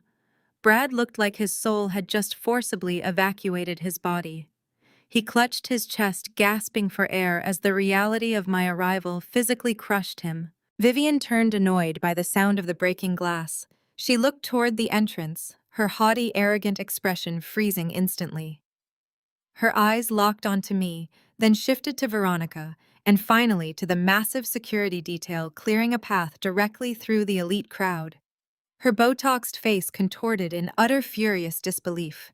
She had expected a wealthy, anonymous corporate savior to walk through those doors, not the daughter-in-law she had viciously thrown into the street. I did not stop. I did not hesitate. I walked straight down the center of the ballroom, the crowd parting for me like the Red Sea. I locked my eyes directly onto Marcus's terrified, sweating face, offering him a slow, merciless smile. The time for begging had officially expired. The absolute silence in the grand ballroom stretched into a painful, suffocating eternity. Every single eye in the vast glittering space was hopelessly magnetized to my entrance. The custom haute couture gown I wore was a masterpiece of intimidation spun from crimson silk that cascaded like liquid fire around my silhouette. It featured a plunging neckline, structured shoulders, and a sweeping train that commanded the floor entirely embroidered with thousands of microscopic, ethically sourced rubies that caught the light of the massive crystal chandeliers overhead. I did not simply look wealthy. I looked like an unstoppable force of nature radiating an absolute suffocating power that instantly dwarfed every other billionaire politician and socialite in the room. The string quartet had completely stopped playing. The elite crowd of Atlanta parted before me like a parting sea, pulling back their expensive evening wear to give me a wide, respectful berth. They did not know exactly who I was yet, but high society possesses an innate animalistic instinct for recognizing true apex predators. They sensed the shift in the room's gravity. They saw the devastating precision of my security detail and the lethal professionalism of Malik and Veronica flanking me. I was the center of the universe, and Vivian Sterling was suddenly nothing more than a footnote in her own manufactured kingdom. I watched Vivian's Botoxed face undergo a violent, catastrophic malfunction. Her brain simply could not process the visual data standing in front of her. For years, she had rigidly classified me as pathetic, disposable trash. She had thrown me into the freezing winter streets, completely convinced she had erased my existence. Seeing me now, draped in millions of dollars of custom couture and holding the undivided attention of the city's most powerful elites, completely shattered her fragile, narcissistic reality. Her initial shock rapidly morphed into a blinding, rabid fury. The carefully constructed, elegant socialite persona she had spent decades perfecting completely disintegrated in a matter of seconds. Vivian's face turned a mottled, furious shade of purple. She gripped her rented diamond necklace, her chest heaving with toxic indignation. "What is the meaning of this?" Vivian shrieked, her voice tearing through the hushed ballroom like a rusty saw blade. Marcus lunged forward, his face slick with terrified sweat. He grabbed his mother's arm, his fingers digging into her expensive emerald fabric. "Mom, stop!" Marcus begged, his voice a frantic, desperate hiss. "Please do not do this. You do not understand. We need to leave. Right now." Vivian violently yanked her arm away from her son, nearly backhanding him in the process. "Get your hands off me, Marcus," she snapped aggressively. She turned her vicious, unhinged glare back to me and began marching directly across the imported marble floor. Her heavy heels clicked sharply against the stone, echoing like gunshots in the dead quiet of the room. She was completely oblivious to the fact that the mayor, several federal judges, and a dozen tech moguls were watching her public meltdown with absolute horror. Brad stood paralyzed near the melting ice sculpture, quietly sobbing into his hands, entirely aware that the execution had commenced. "Who let this piece of trash into my gala?" Vivian screamed at the top of her lungs, pointing a trembling, manicured finger directly at my face. "This is a private, exclusive charity event. You have absolutely no right to be here. You are nothing but a pathetic, gold-digging parasite who tried to ruin my son." I stood perfectly still, my expression a mask of cold, serene amusement. I did not raise my voice. I did not flinch. I let her dig her grave 10 feet deep in front of the exact people she desperately needed to impress. "Security!" Vivian bellowed, spinning around wildly to face the crowd. "Where is the security for this venue? I demand that this woman be physically removed from the premises immediately. Throw her out into the street where she belongs." The sheer volume of her screech caused the senator's wife standing nearby to literally gasp and step backward in disgust. Vivian had completely lost her mind. She was frothing at the mouth, her rented diamonds bouncing erratically against her chest as she continued her unhinged public tirade against me. "I want her out!" Vivian continued to scream, her face inches from mine, spitting venom. "You think you can rent a cheap red dress and waltz into my world? I own this city. I built this empire. I am hosting this event. You are garbage." Suddenly, the heavy doors of the ballroom burst open again. Mr. Kensington, the incredibly prestigious and notoriously strict event coordinator for the Four Seasons, rushed into the room. He was a tall, meticulously groomed man, holding a digital clipboard, his face pale with panic. He was flanked by four massive, broad-shouldered venue security guards dressed in black suits. Vivian saw them approaching and let out a triumphant, ugly bark of laughter. Finally, she crowed, turning her arrogant chin up. "Mr. Kensington, thank God you are here. This woman is an intruder. She is trespassing at my charity function. Have your men grab her by the arms and throw her out the back service entrance." The four massive security guards did not even look at Vivian. They stepped seamlessly around her, forming a protective, highly professional perimeter around me, Malik, and Veronica. Mr. Kensington did not reach for his radio. He did not call for backup. He completely ignored Vivian's frantic pointing. Instead, he stopped directly in front of me, smoothed his perfectly tailored jacket, and executed a deep, incredibly respectful bow. "Ms. Chloe." Mr. Kensington said, his voice carrying clearly across the silent, captivated ballroom. "I am so incredibly sorry for this unacceptable disturbance. Is the temperature in the room to your liking? Can I fetch you a glass of our finest vintage champagne?" Vivian's mouth dropped open. She looked like she had just been struck by lightning. "What are you doing?" she shrieked, her voice cracking in hysterical disbelief. "I told you to throw her out. I am the host of this gala. I am paying for this venue." Mr. Kensington slowly stood up from his bow and turned to face Vivian. His expression shifted from profound respect to absolute freezing disdain. He looked at her the way one might look at a stain on the bottom of an expensive shoe. "Mrs. Sterling," Mr. Kensington stated loudly, ensuring every single elite guest in the ballroom heard his exact words. "You are decidedly not paying for this venue. Your preliminary deposit utilizing highly questionable short-term credit was rejected by our financial department over an hour ago due to a complete freeze on all of your son's associated assets." Vivian staggered backward, clutching her chest as if she had been physically shot. Furthermore, Mr. Kensington continued, his voice ringing with absolute authority. "You are not the host of this gala. You are merely an uninvited guest. Ms. Chloe is the Platinum VIP sponsor of this entire foundation. She fully purchased the exclusive rights to this ballroom, paid the catering staff in cash, and currently owns the entire event. If anyone is going to be thrown out into the street tonight, Mrs. Sterling, it will be you." Vivian's mouth opened and closed like a dying fish on a dock.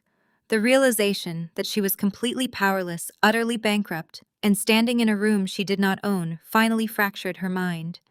She tried to stammer a defense to save face in front of her wealthy peers, but her throat was completely dry.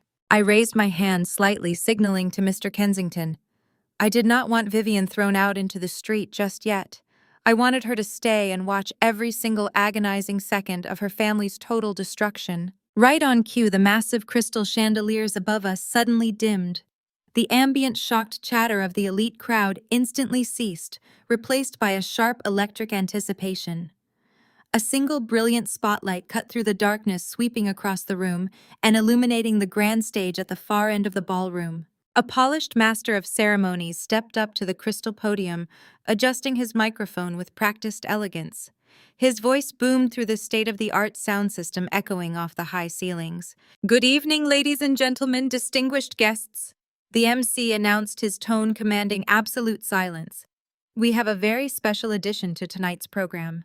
It is my absolute honor to introduce our keynote speaker.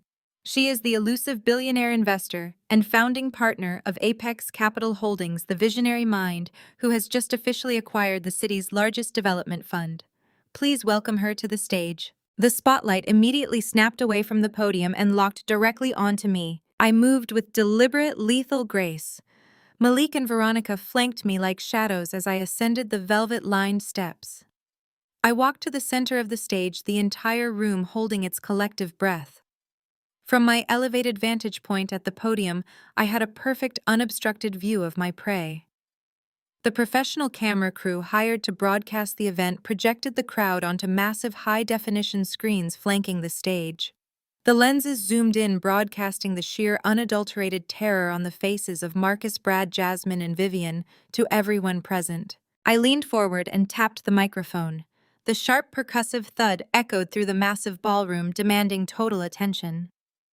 "Good evening," I began, my voice cold, steady, and amplified to perfection. "A few weeks ago, my husband threw me and my newborn twins into the snow because my presence offended his wealthy sensibilities." A collective horrified gasp rippled through the hundreds of elite guests. I did not break eye contact with Marcus. He flinched visibly under the intense spotlight of public scrutiny. However, I did not come here tonight to deliver a tragic, emotional sob story. I stated, my tone dropping to a dangerous, uncompromising register.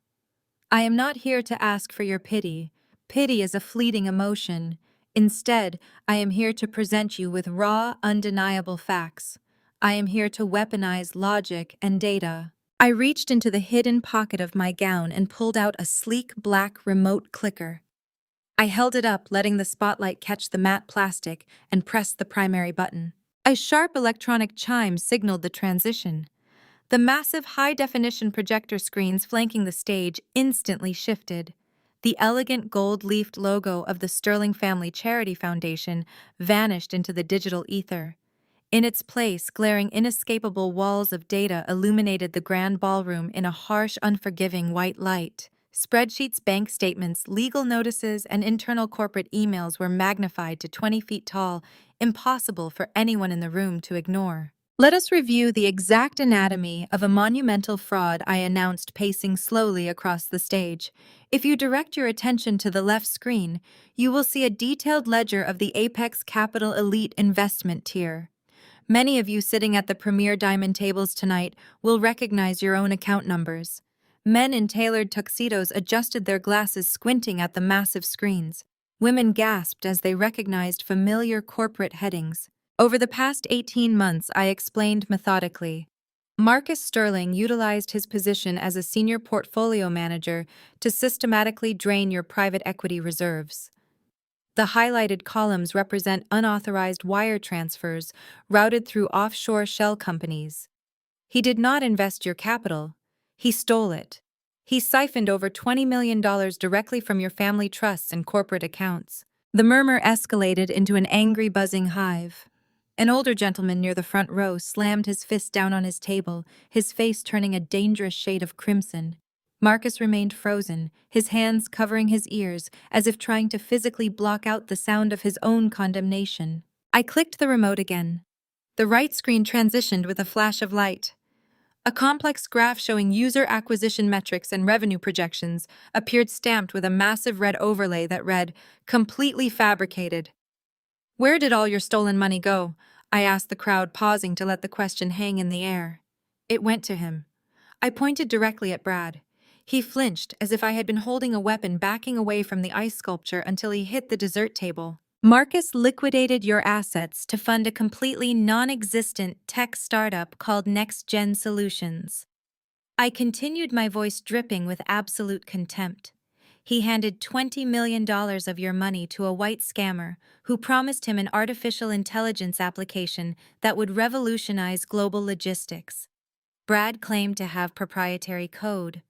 He claimed to have 2 million active daily users. He claimed to be on the verge of an acquisition by a major tech conglomerate." I hit the clicker.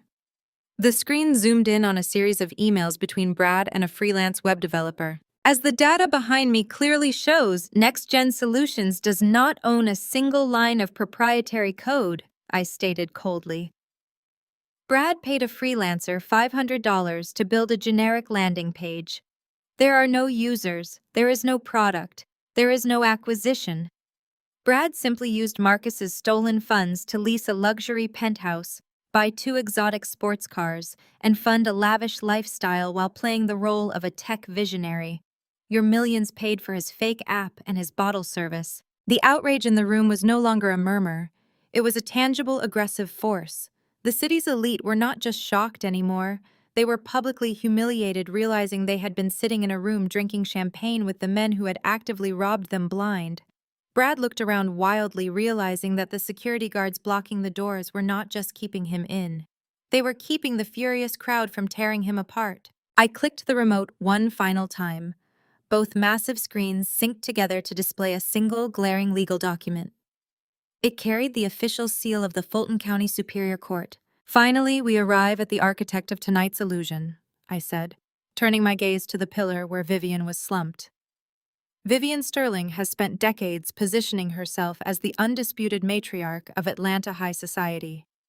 The document currently displayed on the screens behind me is a formal notice of foreclosure. It was issued 48 hours ago. The Sterling estate in Buckhead, the very estate where she hosts her exclusive summer galas, no longer belongs to her.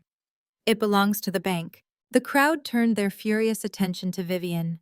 She shrank under their collective glare, pulling her rented diamond necklace tightly against her throat, as if it could somehow protect her. "Vivian has completely exhausted her lines of credit," I explained, delivering the final blow. "She has zero liquid capital. In a desperate final attempt to save face and secure phantom investments, she funded this entire evening using predatory short-term payday loans with interest rates bordering on the criminal." I stepped back from the podium, letting the data burn into the minds of everyone present. "The Sterling family is completely, irredeemably bankrupt," I declared, my voice echoing with finality. "I did not come here tonight to ask for your sympathy. I came here to return your stolen assets and to ensure that these parasites never sit at your tables again." The ballroom erupted. It was a chaotic explosion of shouting, angry demands, and sheer vindication. Investors were yelling for their lawyers. The mayor was frantically gesturing to his security detail to distance him from the Sterling family tables. Marcus collapsed to his knees right there on the imported marble floor, his tuxedo pants soaking up the spilled champagne, his face buried in his hands, as he openly wept. Brad stumbled backward and vomited into a nearby floral arrangement. Vivian slumped against a pillar, utterly destroyed. The illusion was dead, and I was the one holding the remote. The air inside the grand ballroom turned instantly physically toxic. The polished, sophisticated veneer of Atlanta high society evaporated in a matter of seconds, replaced by the primal, ugly panic of billionaires realizing their fortunes had just been incinerated by a massive fraud. Men in expensive, custom-tailored tuxedos abandoned their decorum entirely. They shoved heavy crystal chairs aside, overturning tables in their frantic rush toward the stage, demanding immediate blood. My elite security detail instantly tightened their perimeter, moving with lethal military precision to form an impenetrable wall of muscle and Kevlar between the furious mob and my podium. The realization of the missing money ripped through the crowd like a shockwave. Powerful investors were screaming into their cell phones, desperately trying to wake their wealth managers and brokers. The senator's wife, the exact same woman Vivian had been obnoxiously boasting to just 20 minutes earlier, marched forward with a look of absolute disgust. She threw her heavy crystal glass of vintage Dom Perignon directly at Vivian's feet. The glass shattered violently, splashing sticky alcohol all over Vivian's designer shoes. "You are a common thief," the senator's wife hissed, her voice cutting sharply through the rising din. "You brought us to this venue to fund your pathetic middle-class delusions. I will see you rot in a federal cell." Vivian Sterling was physically disintegrating under the weight of her reality. The proud, untouchable matriarch of the Sterling Empire hyperventilated wildly, her trembling hands violently clutching the fabric over her chest. Her breath came in short, ragged, wheezing gasps. She looked wildly around the room, desperately seeking a single sympathetic face among her prominent church congregation members, her elite country club associates, and her prestigious charity board peers. She found absolutely nothing but freezing, unadulterated contempt. The very people she had spent a lifetime trying to impress, the society she had sacrificed her own soul to conquer, were now looking at her like she was a grotesque disease.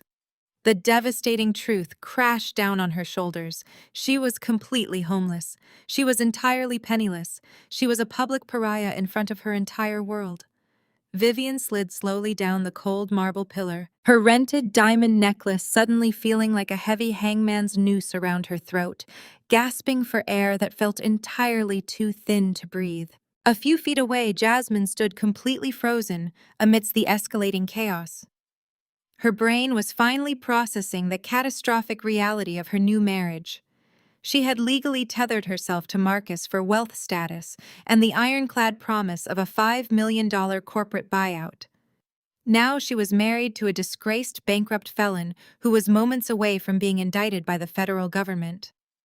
Her wide, panicked eyes darted from her weeping husband on the floor to Brad, who was currently wiping stringy vomit from his chin near a ruined white orchid arrangement. Jasmine completely snapped. She hiked up the skirt of her cheap rented sequin gown, stomped aggressively across the spilled champagne, and marched directly up to Brad. She did not hesitate for a fraction of a second. Jasmine pulled her arm back and slapped Brad across the face with a violent, open-handed force that echoed sharply, cutting right through the roar of the angry crowd. The brutal impact snapped Brad's head to the side, leaving a brilliant, raised red handprint on his pale, sweaty cheek. "You worthless, pathetic liar!" Jasmine shrieked, her voice shrill and completely hysterical. "You promised us billions. You told me the code was real. You ruined my entire life." Brad cowered pathetically, holding his stinging cheek, too terrified and physically sick to even attempt to defend himself. He backed away, whimpering like a beaten dog, his eyes darting wildly for a fire exit that was currently blocked by two of my massive security guards. I stood above the fray, completely untouchable, observing the complete and total annihilation of the people who had tried to erase my existence. The power I felt radiating through my veins was not just financial. It was the absolute, undeniable vindication of a woman who had survived the fire and returned as the inferno. I tapped the microphone one final time. The sharp sound cracked like a whip, instantly drawing the attention of the frantic rioting room back to the elevated stage. The screaming investors quieted down, their furious, panicked eyes locking onto me. They recognized that I was the new apex predator, the sole entity who now controlled their stolen debt. I did not address the crowd. I stepped away from the crystal podium, walking to the very edge of the stage, and looked directly down at the pathetic, broken man, sobbing on the imported marble floor below me. Marcus slowly lifted his heavy head. His face was a complete disaster. His eyes were severely bloodshot, swimming in panicked tears, his expensive haircut ruined by his own sweating, grasping hands. He looked up at me with the ultimate expression of total soul-crushing defeat. The arrogant, wealthy abuser who had proudly thrown me into the freezing winter night was entirely gone. In his place was a terrified, bankrupt criminal waiting for his executioner to deliver the final blow. I reached back to the podium and picked up a thick, heavily bound legal folder. I held it up high so the brilliant stage spotlight could catch the official raised gold seals stamped on the heavy cover. "The only investment you will receive tonight, Marcus, is this," I said.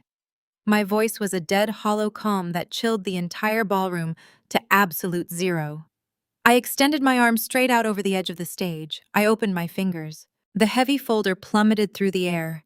It hit the marble floor right in front of Marcus's knees with a heavy, satisfying thud. The thick stack of documents spilled open, sliding across the polished stone. The bright red, legally binding foreclosure notice on his mother's sprawling mansion landed face up, clearly visible under the harsh lighting. Right beside it lay the finalized, completely non-negotiable divorce papers and the absolute, unconditional, total custody surrender forms for our newborn twins. Marcus stared at the spilled papers, his jaw trembling violently, the reality of his total destruction finally settling into his bones. He had lost absolutely everything.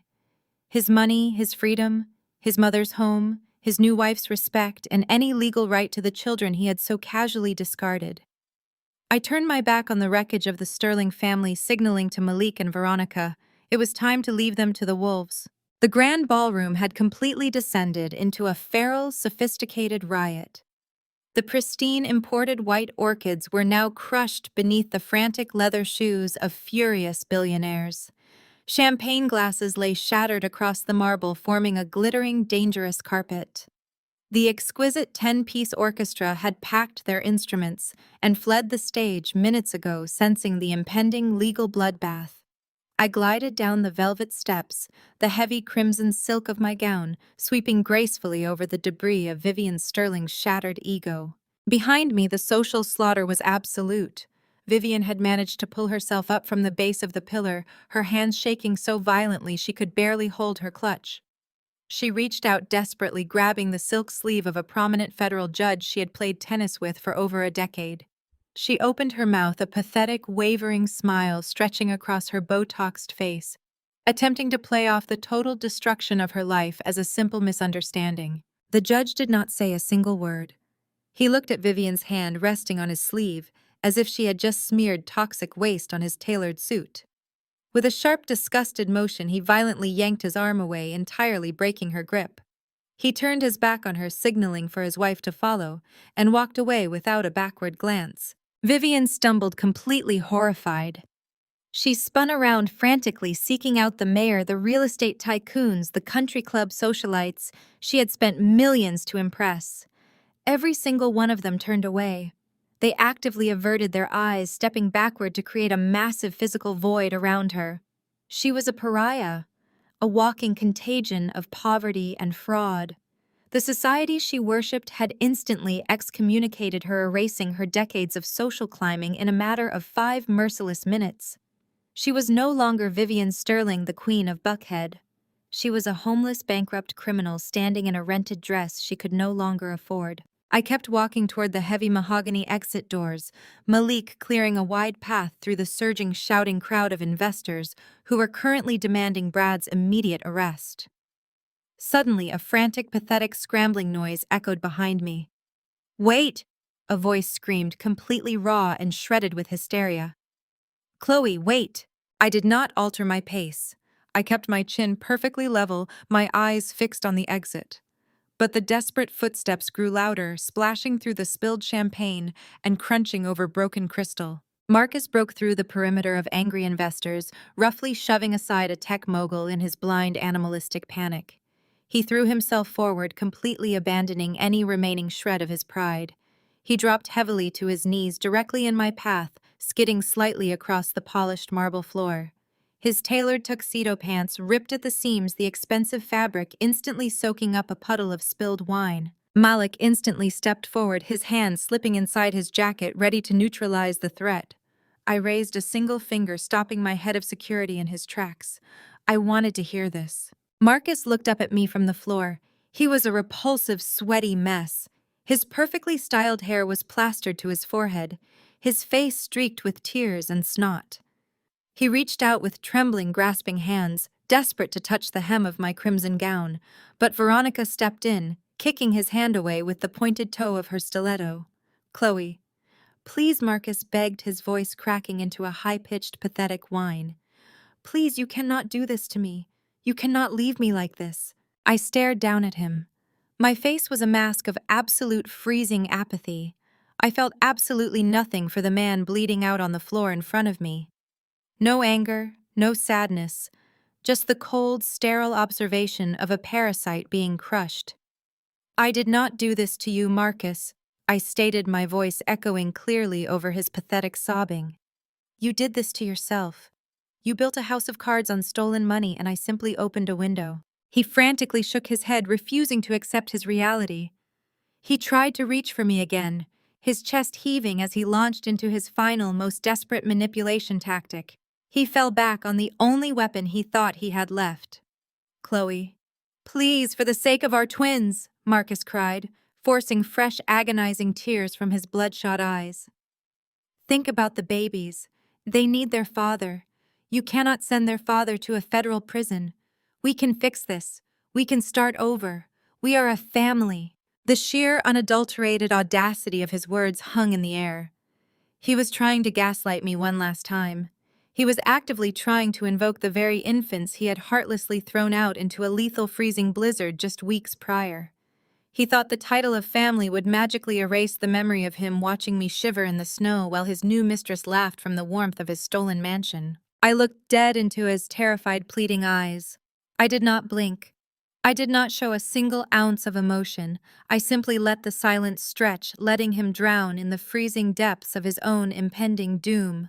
I leaned down slightly, ensuring my voice was low, terrifying, and completely unmistakable. "Your poverty is giving me a migraine," I said.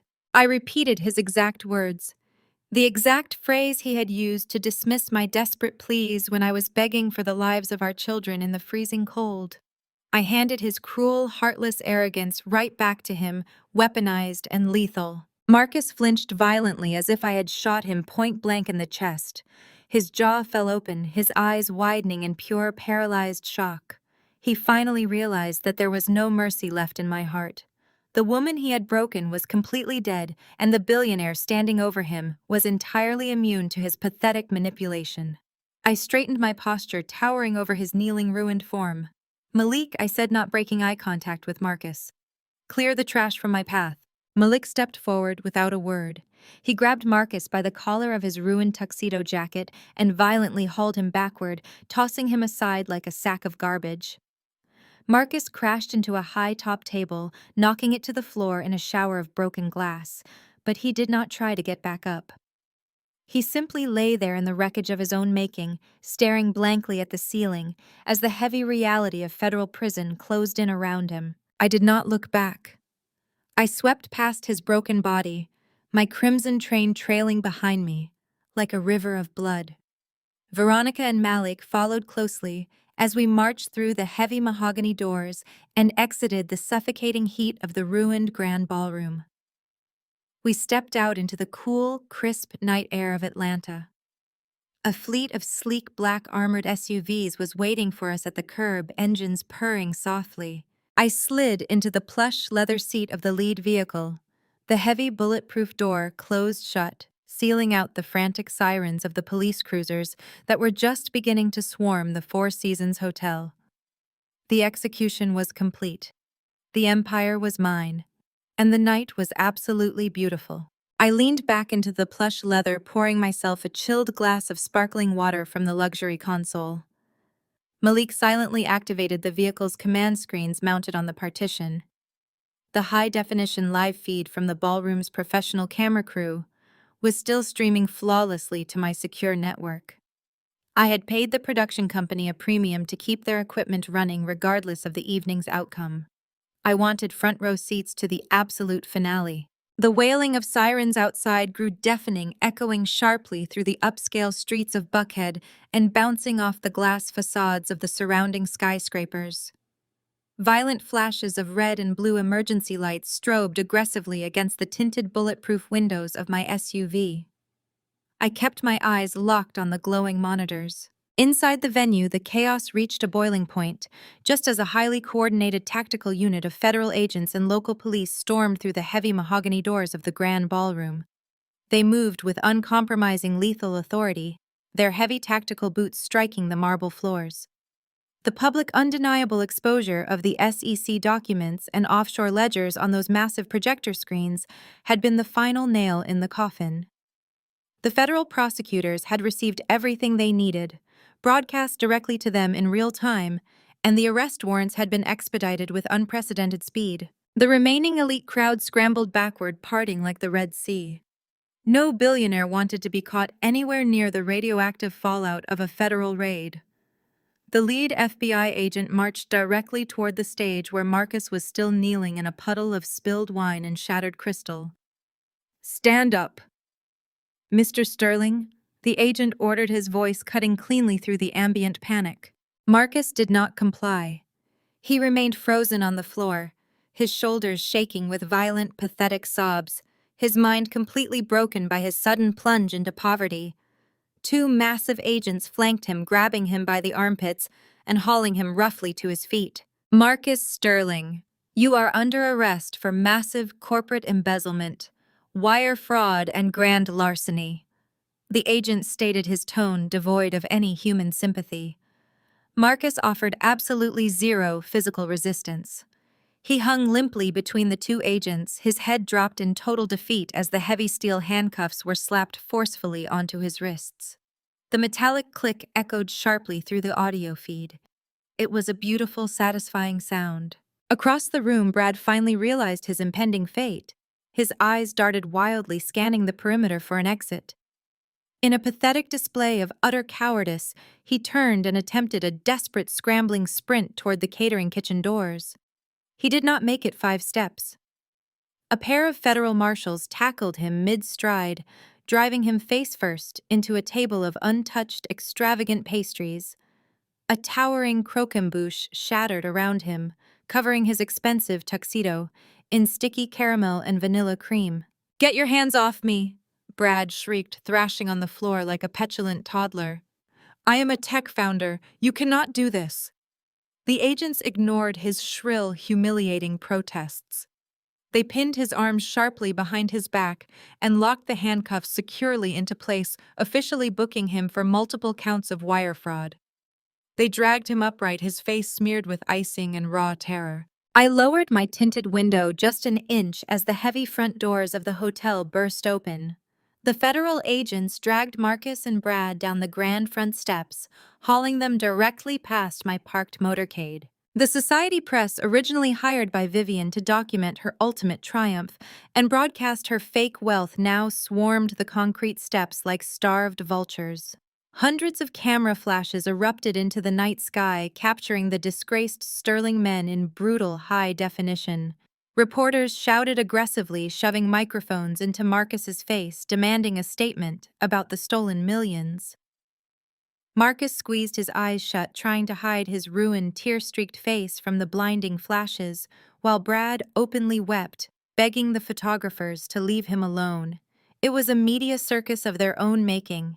Tomorrow morning, their humiliated faces would be plastered across the front page of every major financial publication in the country. I watched Jasmine slip quietly out a side door, shielding her face with her sequined clutch.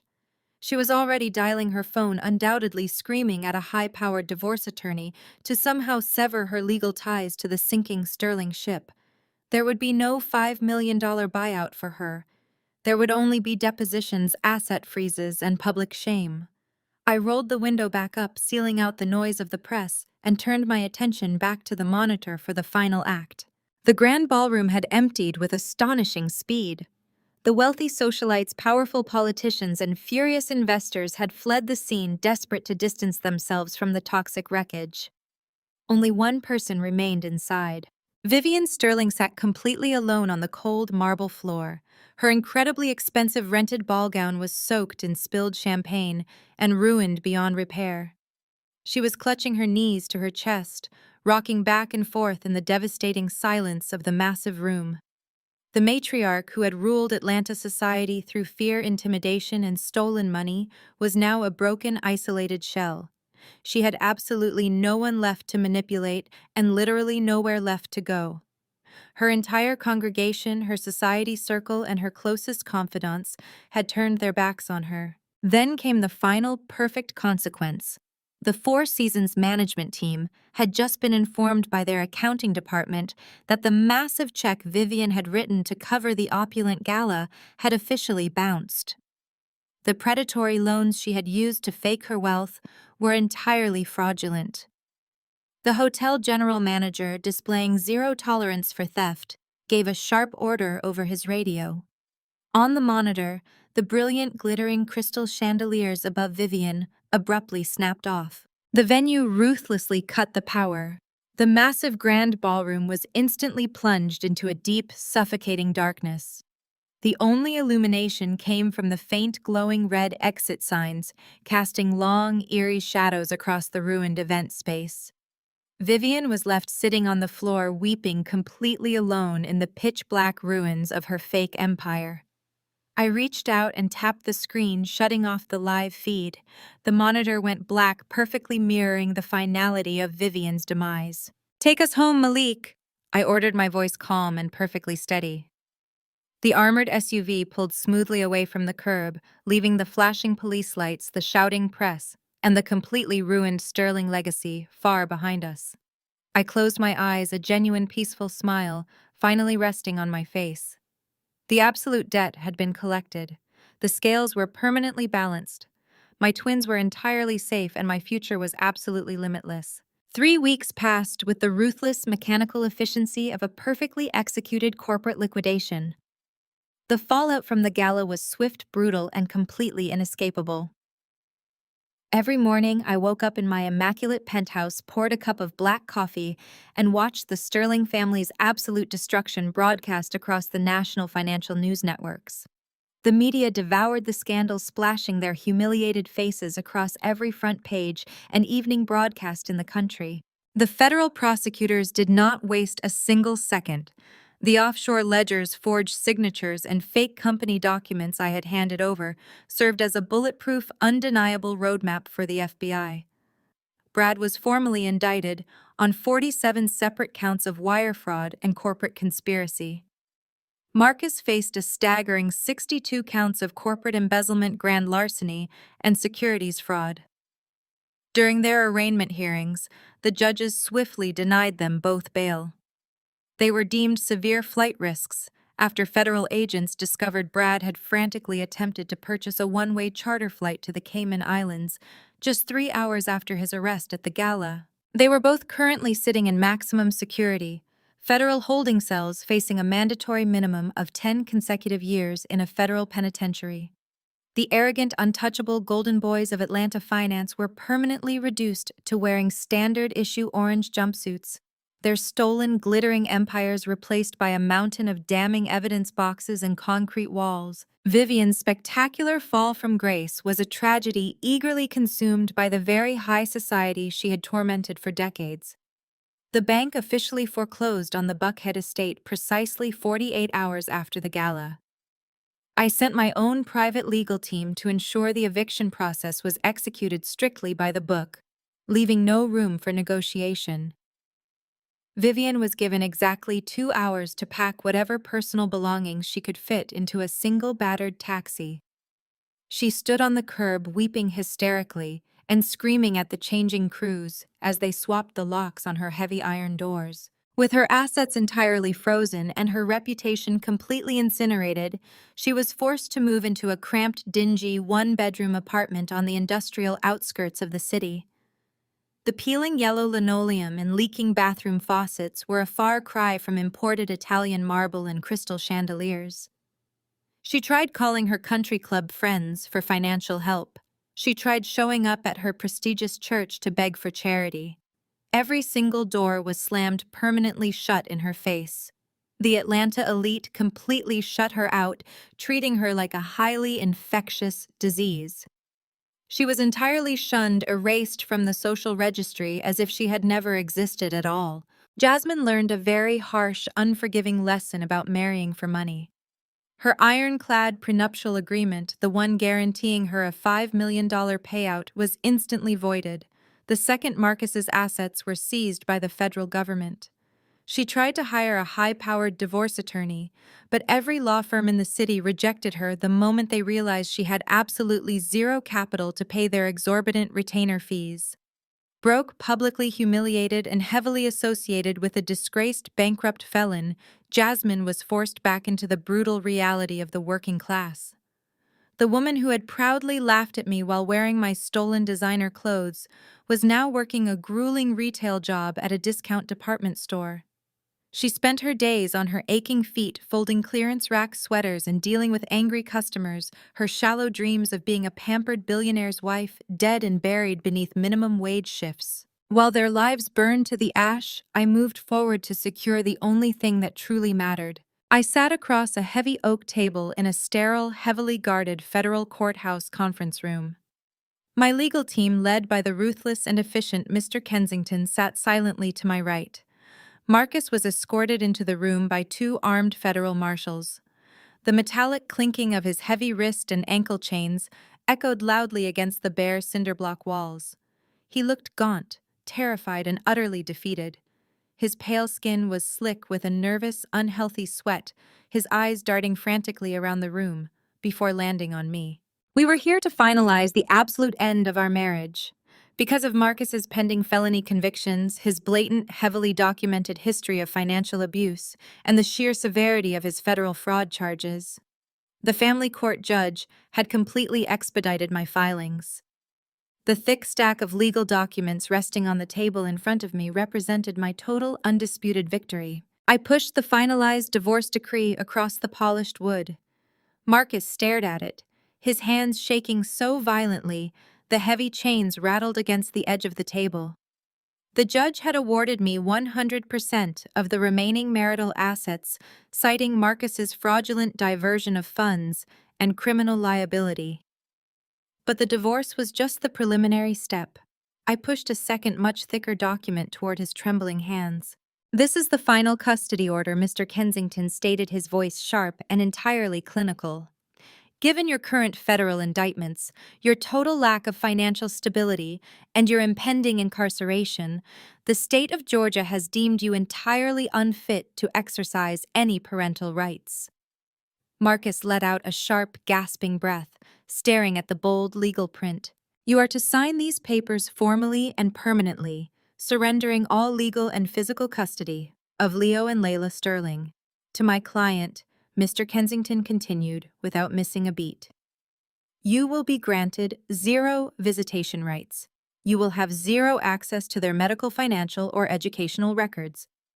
As of today, you are legally no longer their father.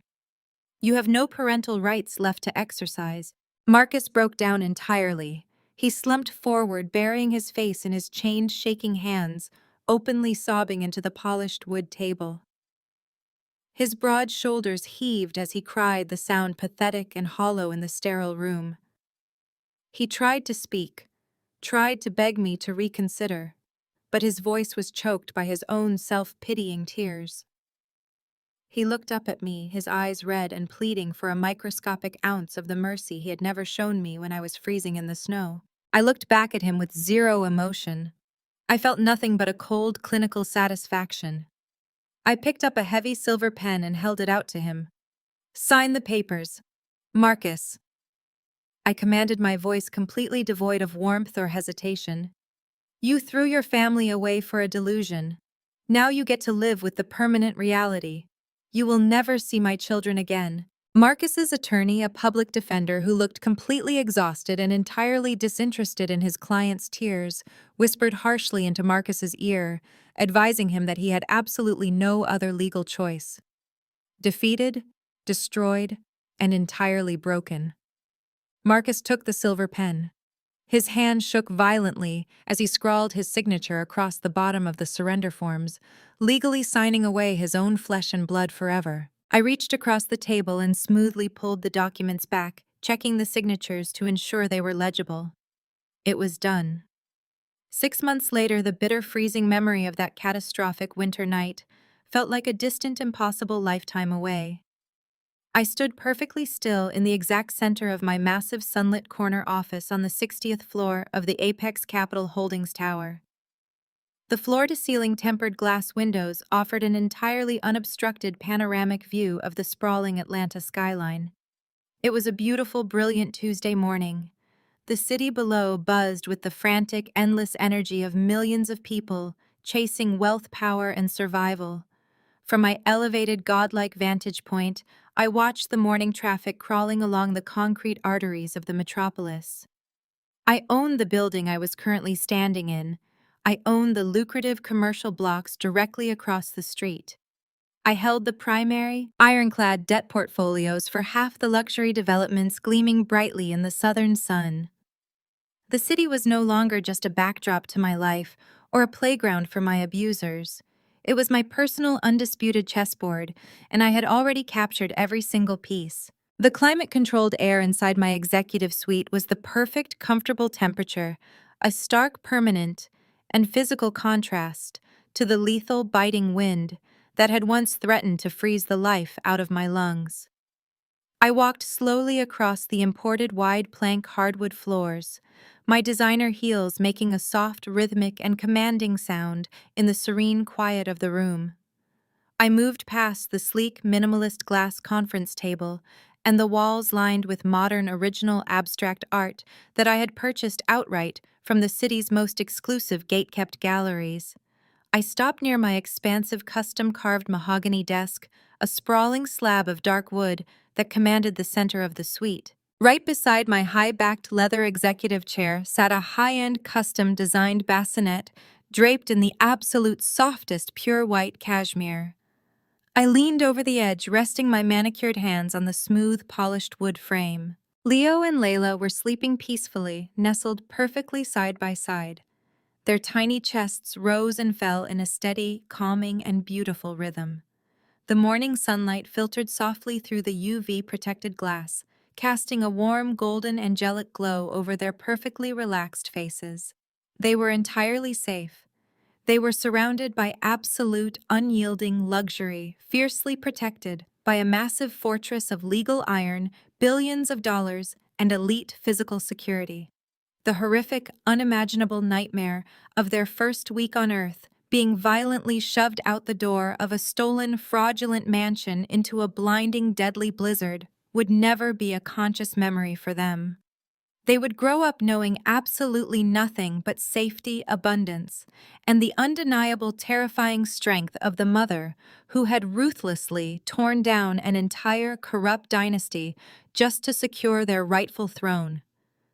I gently adjusted the heavy cashmere blanket over Leo's small, rising shoulder, feeling a profound, untouchable, and fiercely guarded peace settle deeply into my very bones. The heavy frosted glass door to my suite opened with a quiet, expensive hiss.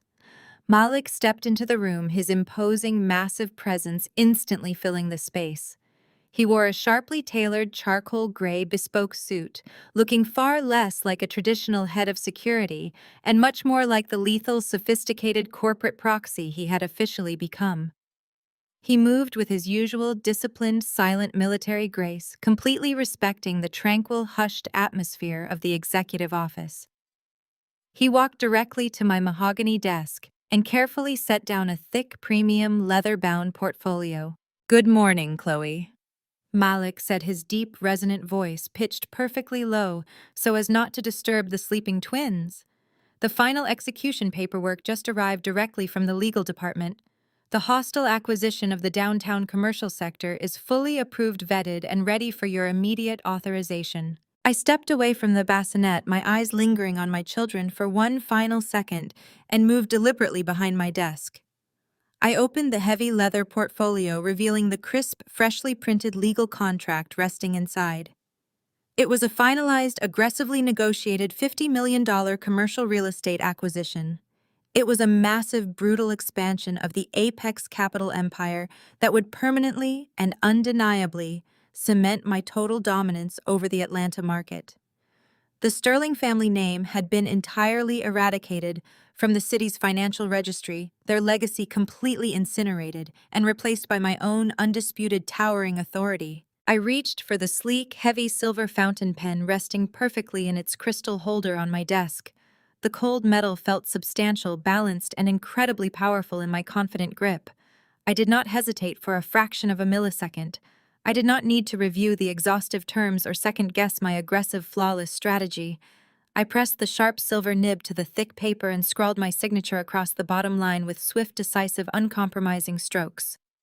I closed the portfolio with a solid thud and handed it straight back to Malik. "It is completely done," I stated, my voice ringing with absolute terrifying finality. "Have Veronica execute the offshore wire transfers immediately.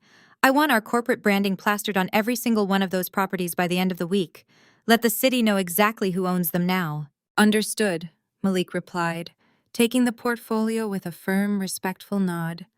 He turned and exited the suite as quietly and efficiently as he had entered the frosted glass door, sealing shut and leaving me alone once again with my beautiful children and my newly expanded empire. I walked back to the massive, towering wall of windows and placed my hand flat against the cool, thick glass.